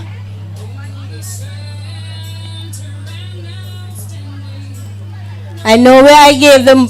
I know the vote of thanks was moved by Miss Ellis. But Mrs. Ellis, thank you so much for the great job that you did. We appreciate it. Thank you, Montego Bay team, for coming down. Thank you, Lucy, for coming as well. And the bus drivers for making it on time all the time in the mornings and in the afternoons. Your patience, thank you. Parents, thank you for coming. Thank you for the sacrifice. Thank you for contributing to the lunch program that we have today. We appreciate it so much. We will send our formal thank yous in the groups and enjoy the rest of the day. And guess what happened? The funny thing is, Mr. Reed came when the fun is all done. Mr. Reed, oh, by the way, how could I not thank the persons who joined us online? Thank you so much for making it at the Llandilo School of Special Education, and thank you for participating. I have to thank Ray Ministries for the great job that they did in taking us live into your homes. And let me thank all the persons who made it here. Our Mr. Prendergast for providing us with the sound as well. And we also thank our 11th hour person, DJ Tino, for coming to close it off for us.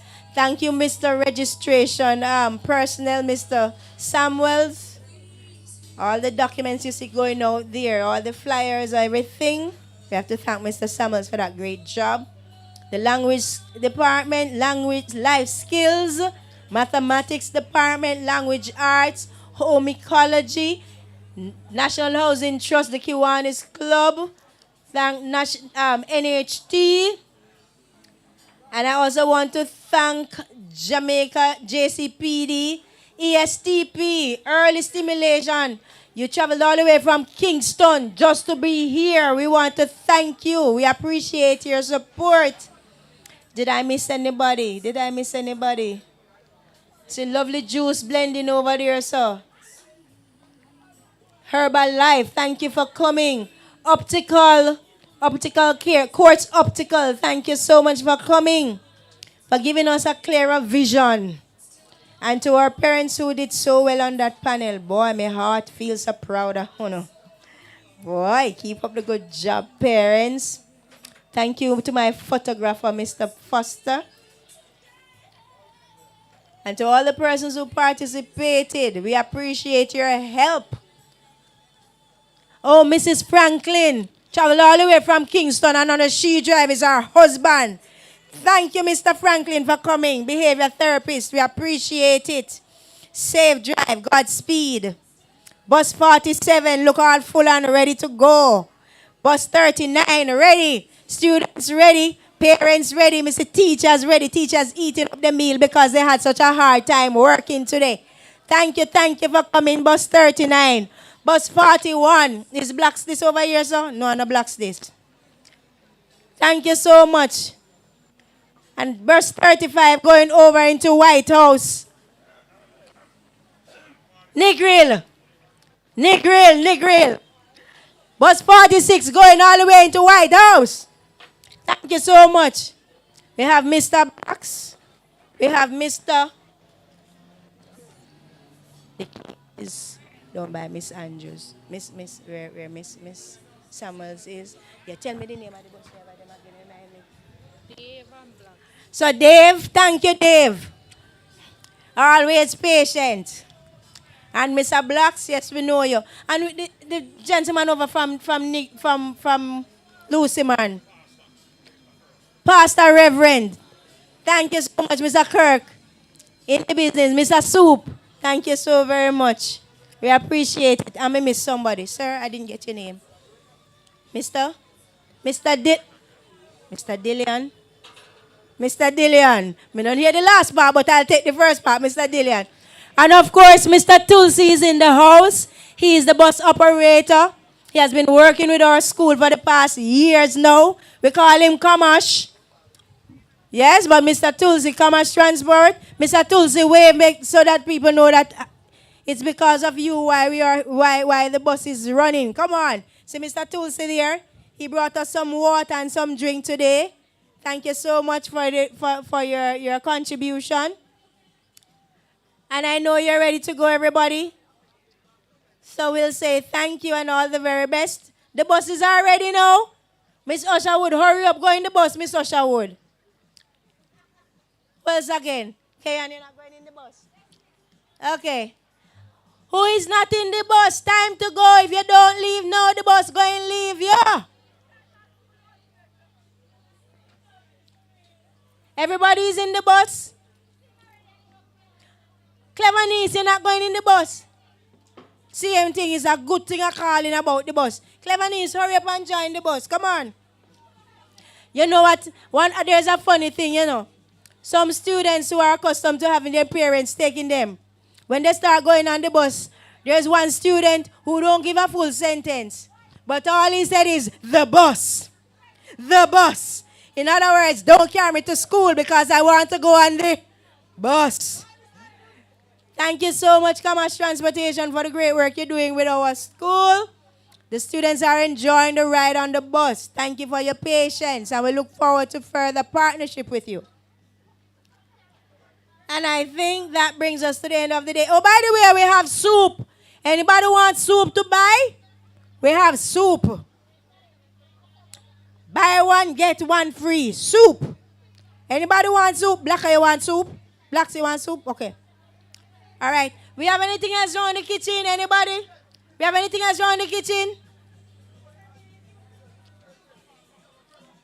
Miss Cat, what else we have around the kitchen? What else we have around the kitchen? Miss Earth, we have anything else around the kitchen there on sale? Huh? Gotcha. If you want fish and fried chicken. Oh, you want soup? Okay, a beautiful lady in the red wants soup over here. One cup of soup. Anybody want fried?